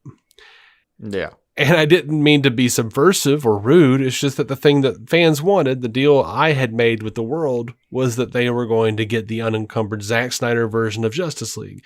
I don't think anybody in the same position that I was could feel like I wasn't cheating. They've got a whole bunch of movies. I have one. I'm not getting paid. I'm doing this for free. I don't understand. You asked me to do a thing. I'm going to do the fucking thing. Yeah. He says, when the studio saw the movie and they saw that I had done every single thing they had asked me not to do, we had come to a bit of a loggerhead. Mm-hmm. So in the negotiation, we got this Batman versus Joker scene out of it. And then I was like, I'm not going to take a person of color out of the movie. Can I at least put Martian Manhunter at the end instead of Jon Stewart? And that's how that happened. Nice. So, yep. Let's see. Did you see Leslie Jones doing the live tweets of Justice League? No, I saw and read, but didn't. Like her videos are really funny. I believe it. The hubbub around them was pretty good. Even I saw a bunch of like quotes and captions and stuff, and watched a few minutes of little pieces that were spread. But yeah, it sounded great. I just didn't get to actually watch it and listen. Yeah, some of them were so funny, but like just her commentating like, from the Superman, horses. That ain't gonna work. Like her commentate when Steppenwolf is like attacking the horses that the Amazonians are riding on, her commentary on that just cracked me up. Where she was like, "That horse is like, what the F did I do to you? What are you doing? Oh my God!" Yeah, yeah. And then Zack Snyder called her the Justice League Whisperer. I saw that. Now, he was asked about the uncertain future of the Snyderverse. And Zack Snyder told Pop Culture Weekly with Kyle McMahon, "I hope it continues. It's not really my call. It's not up to me. I took this opportunity that the fans made real for me, and I wanted to honor that commitment that they had to me and honor my family and the work that all my friends had done to complete this version of the movie. I'm really proud of it. Warner's and DC Films, by all means, they're in charge of their own world, and that's what they do.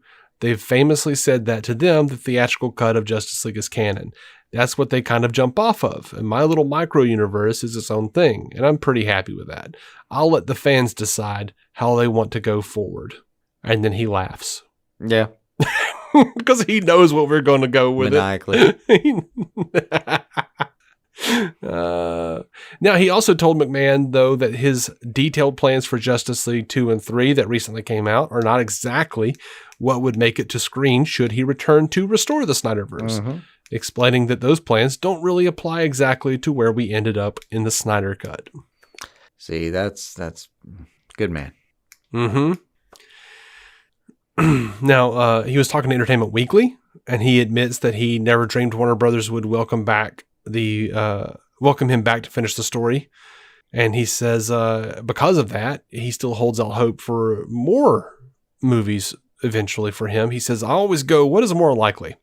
That Warner Brothers would ask me to make a sequel to Justice League, or that they would resurrect a 3-year-old movie, spend millions of dollars to restore it to my original vision, and then release it." I think that the sequel would have been a more likely scenario than what's just happened. Yeah. So I guess in the face of that, I say, who knows what the future holds? Yeah. Pretty much, hey, what's happened already is so crazy that like the next step, that is just way less to swallow. And he, in referencing the second version, he said it's the fall of, or the second movie in the Justice League saga. He said it would be the fall of Earth when Superman succumbs to anti-life, and then sending Flash back in time to change one element so that doesn't happen. And then the big battle where we beat him, when the villain Darkseid comes to Earth in the movie that you'll never see, the armies of Earth all unite again as they did before. He says this time there would be aircraft carriers and special forces guys. All the armies of the world would come together, as well as Atlanteans rising out of the ocean and the Themyscirans coming off their island. That was our big finale, but it's a long, in Justice League 3, I suppose. But it's a long drum roll and guitar solo to get there.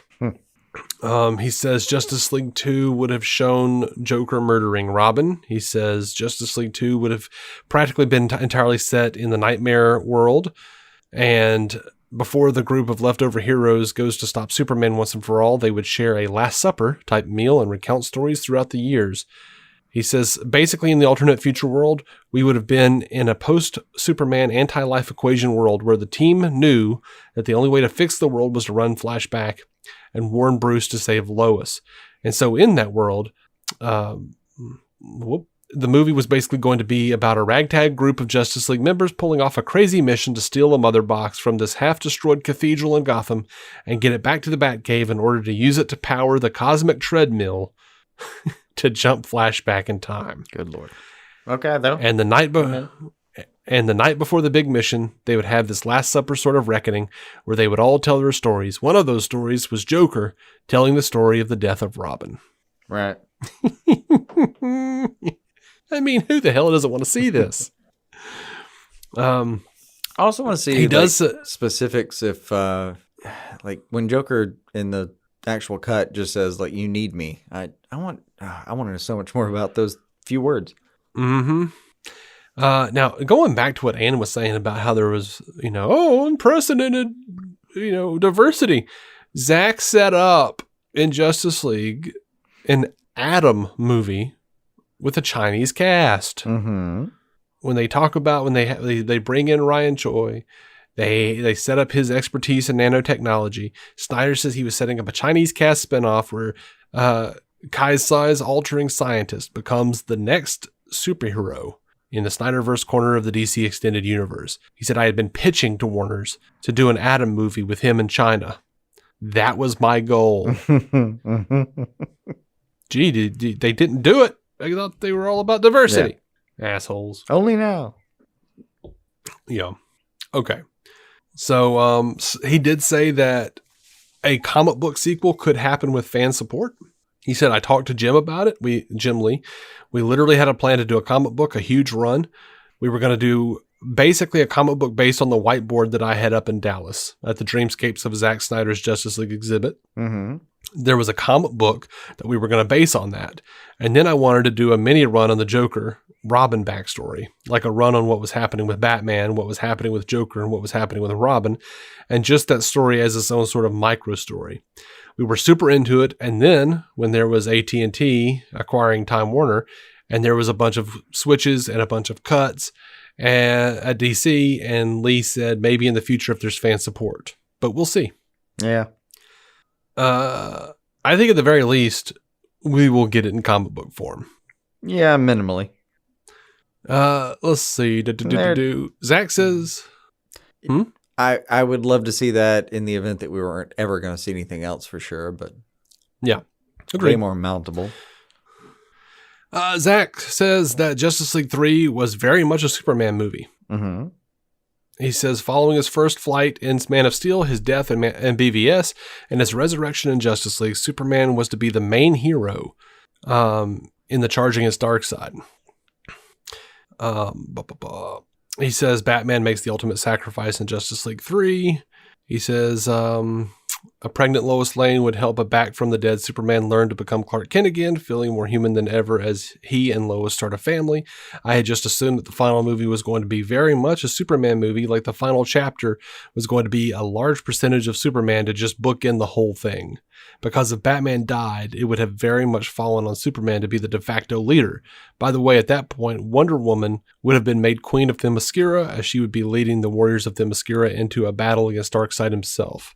And Arthur would be leading the armies of Atlanteans. And Superman was going to be the head of the Justice League and the armies of men.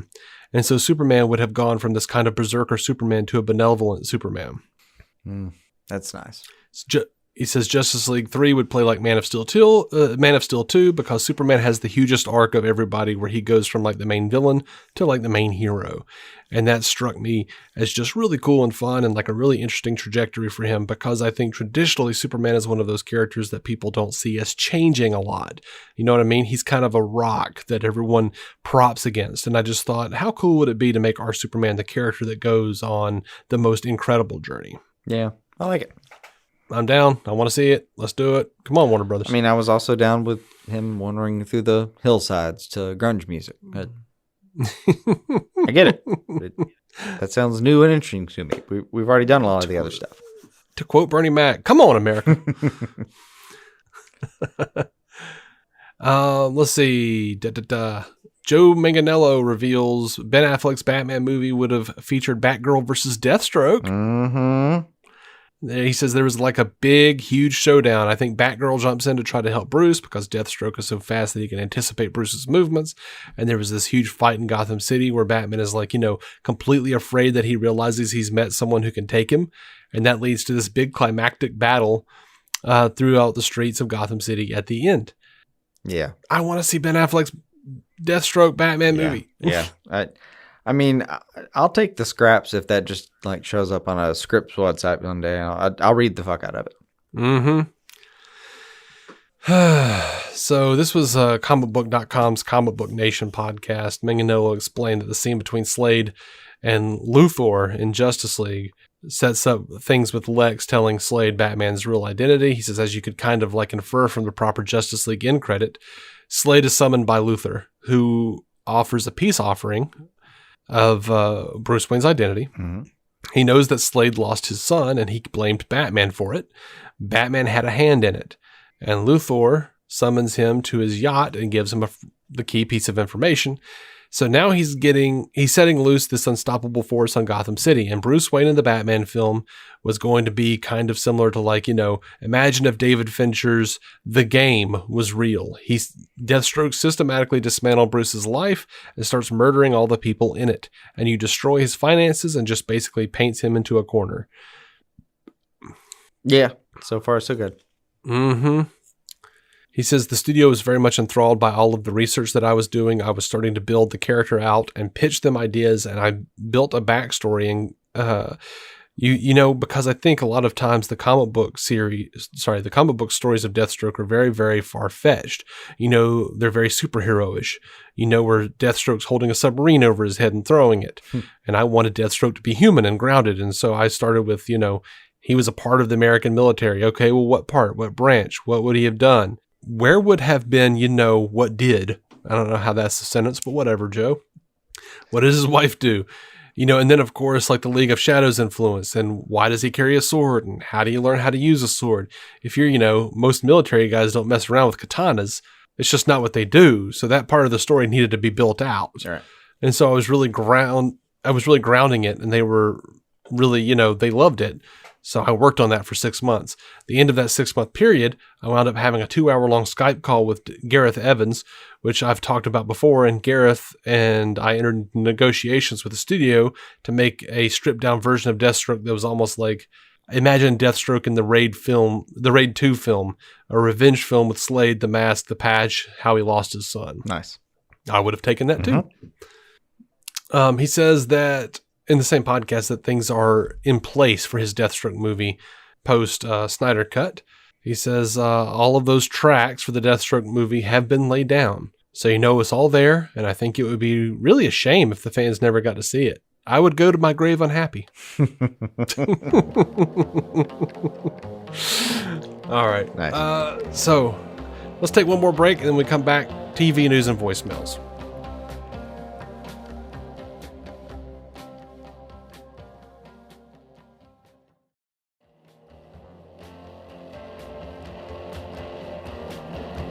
All right, we are back.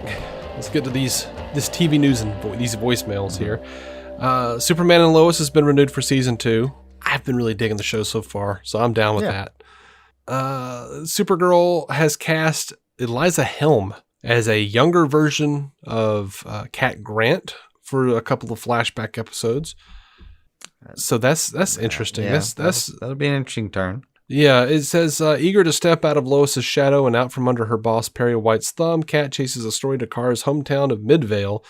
This lead won't go as planned, but it will put her on the trajectory toward the media powerhouse we know and love as Cat Grant. It is a strange story to tell in your last season, but okay. I'll watch it. It'll bookend well. Perhaps. Batwoman. Mm-hmm. They have recast the part of Kate Kane. I am super excited about this. Note, they didn't say Batwoman. I don't think they're going to take that away from Ryan. I don't see how that would go over well in any case. Mm-hmm. But Kate Kane is going to be played by Wallace Day now. Wallace Day, who was Nyssa Vex on Krypton. Remember several months ago when they Wallace Day said that she would love to play Kate Kane. I was all about it. I am still all about it. That was one of the loose ends of a few months ago when she was talking to what's his name?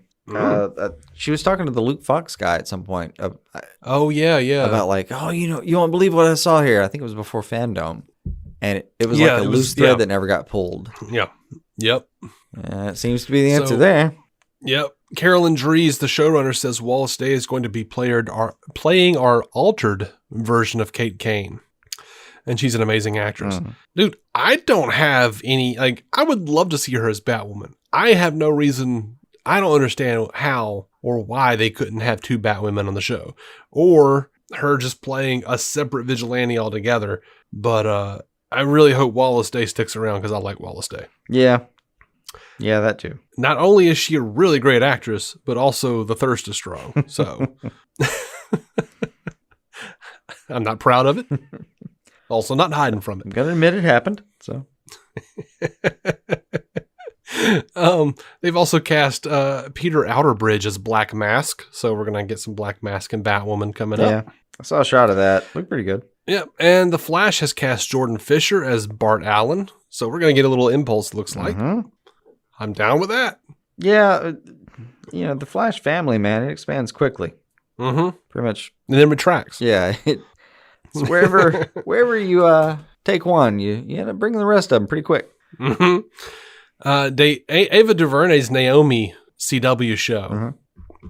They have cast Casey Wallfall as Naomi, and she's from Army Wives and Power. They've also cast Alexander Wraith of Orange is the New Black and Marvel's Agents of S.H.I.E.L.D. as D, an owner of a local tattoo parlor, and someone who knows more than he is willing to tell after the massive event that leaves the town in chaos.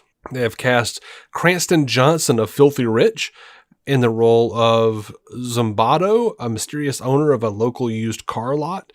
Naomi doesn't trust him, having heard some troubling rumors, but at some point, they will have what is being described as a tense encounter that will leave her with even more questions. They've cast Camilla Moreno as Lords, a young woman with a sarcastic sense of humor who works at a vintage collectible shop. She has an unrequited crush on Naomi and is as obsessed with classic comics as she is, and is happy to help Naomi get to the bottom of what's going on. Barry Watson from Seventh Heaven and Heart of Dixie as Greg, Naomi's adoptive father, a military veteran who is married to Jennifer and looks at Naomi as the perfect daughter. Jennifer will be played by Makar, who teaches linguistics, I can't say that, at the town military base and dotes on her bright and gifted daughter. Mary Charles Jones of Kevin Can Wait and Grey's Anatomy as Annabelle, Naomi's fiercely loyal classmate and best friend who is unafraid of telling Naomi hard truths. She is also noted as supportive of Naomi's search for answers after the, quote, the mysterious event. Aiden Jim of Tomorrowland and Dora the Explorer will play the role of Jacob, Annabelle's sweet, shy, and slightly nerdy boyfriend who treats her like a queen. And Daniel Pug will play the role of Nathan, a high school jock who dated Naomi before she ended things, though he still shares an undeniable chemistry with her. So that's quite a cast. There's a lot of people on that show. Yeah, that's an ensemble now. It sure is. Like, it sure an is, ambitious Johnny. one, frankly. Yeah. We'll see how many of those people are around for the pilot, but you know. Yeah, we've got a quick Lucifer season 5B update. It looks like May 28th is when that shit is going to drop, I guess what I was going to say. Again, season 6 is the final season, so we'll have a couple more rounds of this, cool. I imagine. We'll do some anniversary Luciferin at this house. And Batman The Long Halloween, the animated movie, they have released the cast. This is going to be part 1 of a 2-part series of movies. The cast includes Jensen Ackles. Good start. Who is going to be Batman. Right. The late Glee actress Naya Rivera is going to be Selena Kyle. And apparently she completed her voice recording sessions for part 1 and 2 before she died. Let's see. Now we've got Josh Duhamel as Harvey Dent, Billy Burke as James Gordon, Titus Welliver as Carmine Falcone, David Dastmalchian as Calendar Man, Troy Baker makes his return as the Joker. This is the guy that sounds like Mark Hamill, so I'm good. Yeah. Amy Landecker as Barbara Gordon, Julie Nathanson as Gilda Dent, Jack Quaid as Alberto. Jack Quaid is one of he's Huey on The Boys. Oh, okay. Yeah, and he's also Boimler on Star Trek Lower Decks. I like that guy. Fred Tatasciore as Solomon Grundy, Alistair Duncan as Alfred, and apparently Francis Collier, Greg Chun, Gary Leroy Gray, and Jim Peary are also involved in some way. Listed Listed but not identified. Right. Chris Palmer is directing The Long Halloween Part 1. He directed Superman Man of Tomorrow, which I was not impressed with. Sorry. Tim Sheridan scripted both films. Jim Krieg and Kimberly S. Morrow are producing, with Butch Lukic serving as a supervising producer and Michael Uslan and Sam Register acting as executive producers. So, yeah, that's what's happening there. I'm down with it. I like the Jeff Loeb, Tim Sale Long Halloween story a lot. Very interested to see it animated, and from what I can tell, it's a fantastic cast. So yeah, it's really promising so far, frankly. All right, so we have a couple of voicemails, three voicemails actually. The first is from Joel in Houston. So we're gonna listen to that now. Hey guys, I was just calling to say that Kilowog was on the Hall of Justice.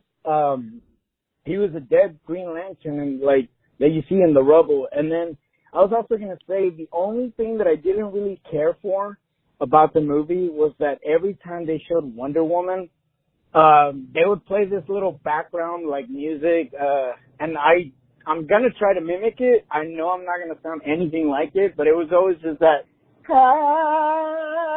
or you know what I'm trying to get at. But yeah, I just felt like they did that a little too much. But other than that, I've seen a lot of people complaining about the slow motion, but there was actually a lot of shots that were slow motion that I actually really, really liked, because sometimes whenever you watch cool scenes, like whenever Aquaman throws the trident at a couple of parademons closer to the final battle, if that would have been fast, I wouldn't have been able to like appreciate like everything going on. So I'm kind of like, for me, I'm a little thankful that there was slow motion in some of those parts. I don't necessarily think that it was too much, but I could see why some people think that.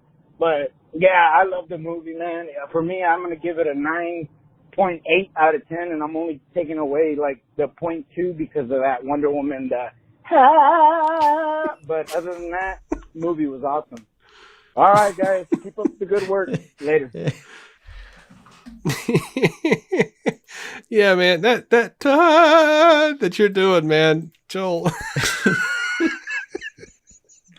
I swear to God, man, I think we ought to just start putting that whenever we mention Wonder Woman on the show, just like bring in Joel going.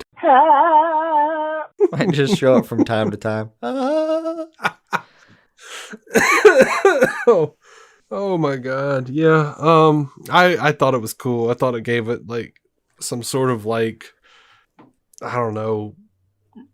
It felt somehow cooler. That I liked it. I liked it a lot. Yeah, I noticed Kilowog at the Hall of Justice sitting there with a hole through his chest. Yeah. And I went, oh damn. And then we just it gives some gravity to it. He's not supposed to be easy to kill. Well, he's a heavy guy. He's a big hitter. Yeah. Gravity takes its toll on him. Now, yeah, we just got sidetracked in our review. There was so much to talk about, dude.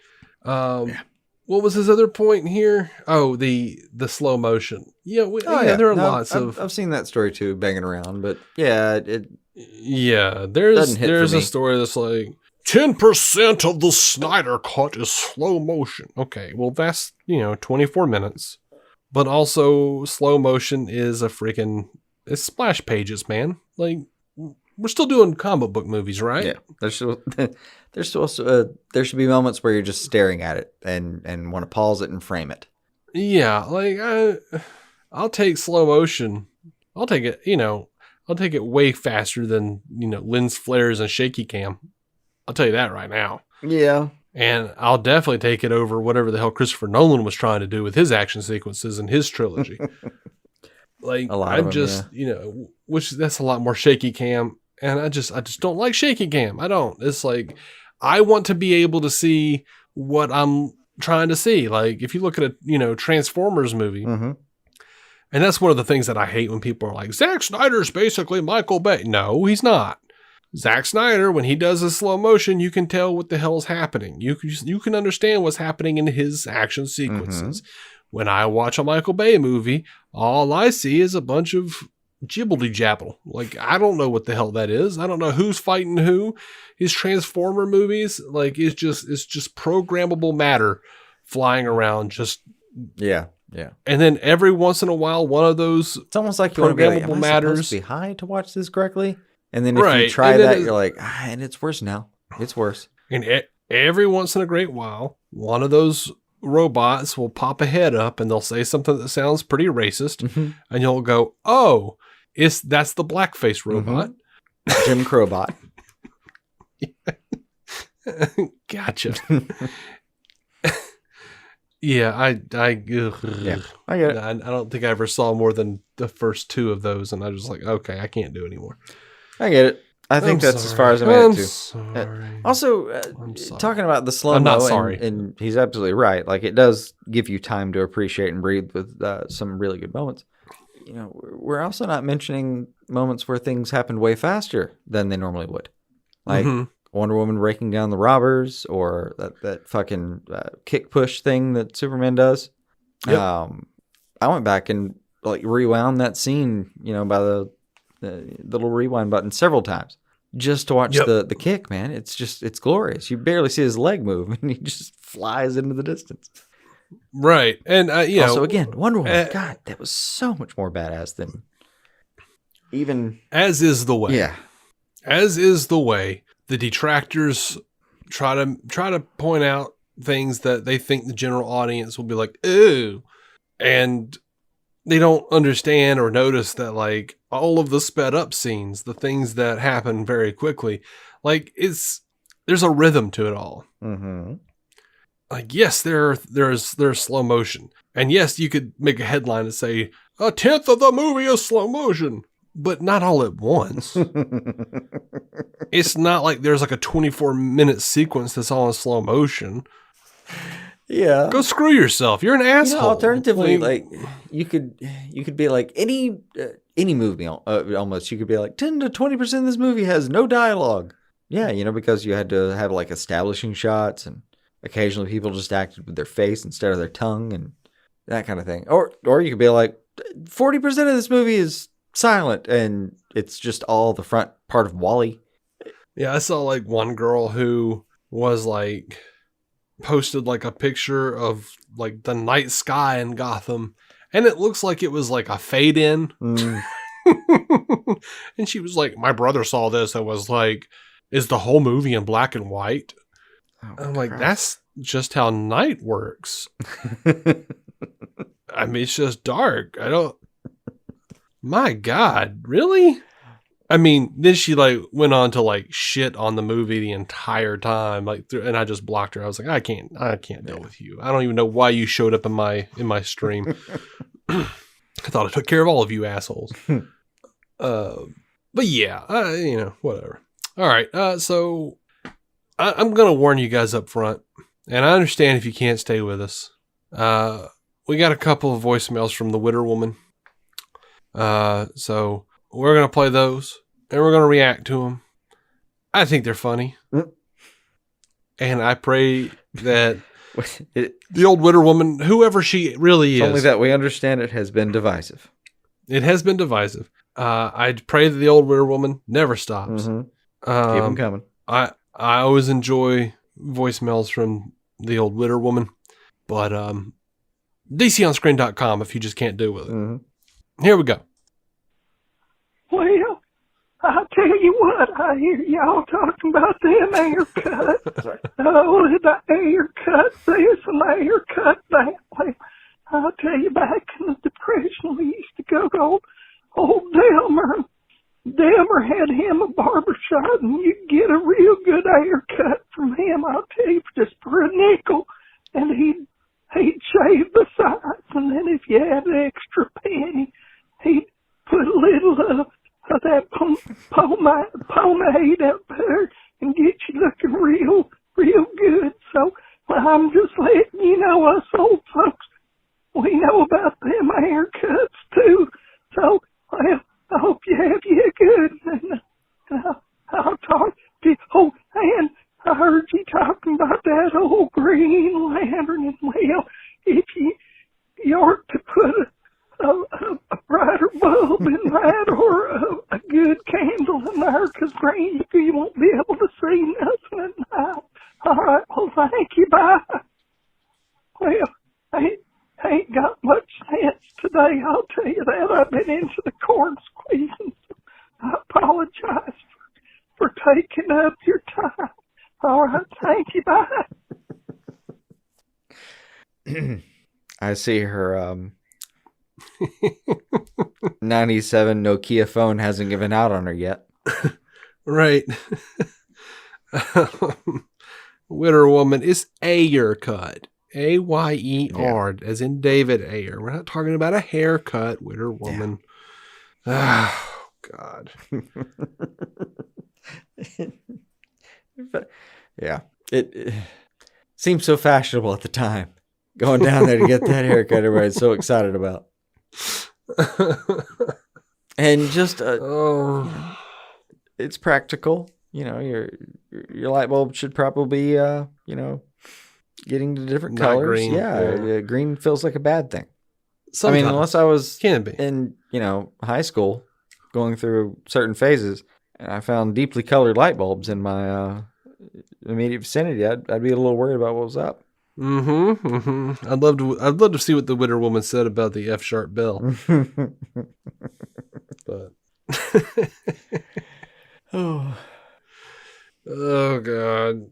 All right, so we got another Witter Woman. I guess she's losing it a little bit. She's getting to that age. She called us a second time. Oh. Yeah, and it's about God. Let's just listen to it. Here the we point go. where you just do what's familiar now. Just redial the number. I get it. I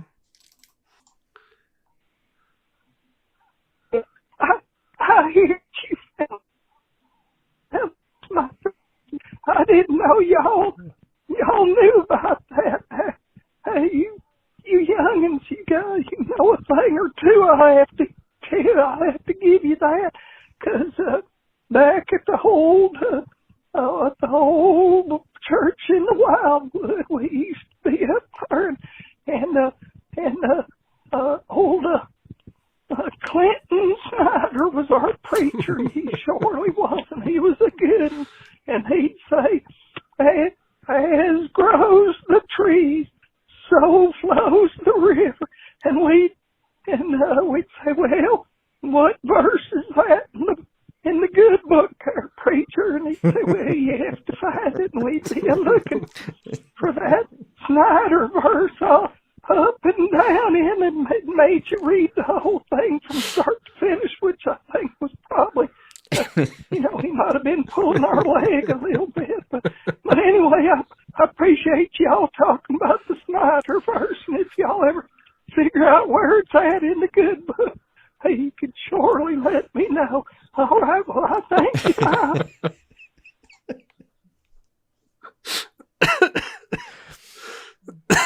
Yeah, that's good. I had a similar preacher. Mm-hmm. Yeah, just vanished in the night. They do that. Just make up shit. Mm-hmm. Yeah. Yeah, man. If Winter Woman, if we ever find that Snyderverse,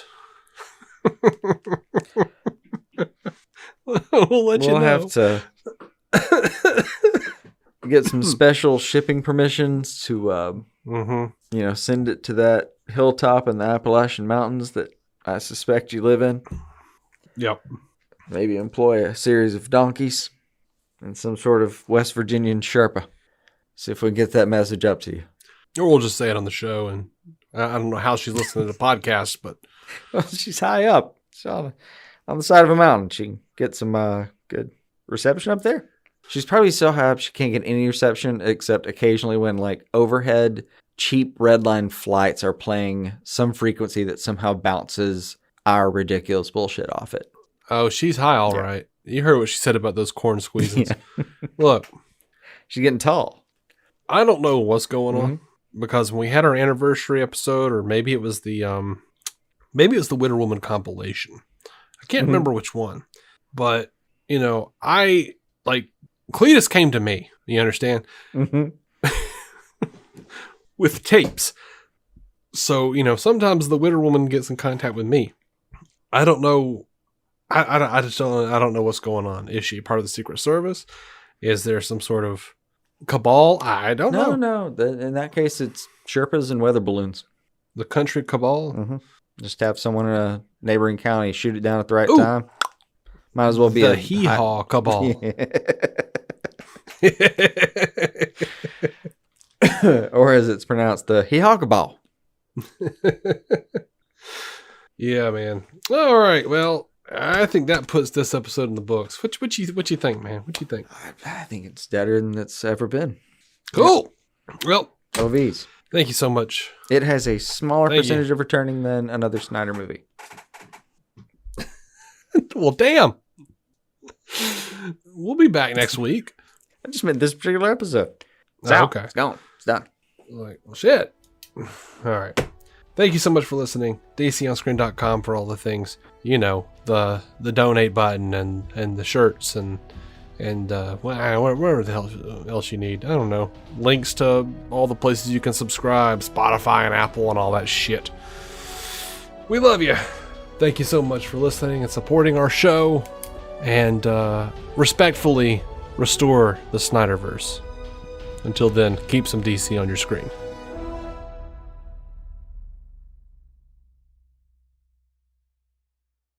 Our intro music is by Jason Goss and Michael Shackelford. Michael's band, Galactic Engineers of Magnetic Sounds, or GEMS, can be found on SoundCloud and Bandcamp. Visit DCOnScreen.com to find our Patreon, merch, contact information, and every episode of the show for free, including crossovers we've done with other podcasts. DC On Screen is a maladjusted production. For more from me and Jason, including sketch comedy, vlogs, parodies, and our improvised web series Hey Guy, visit maladjusted.tv.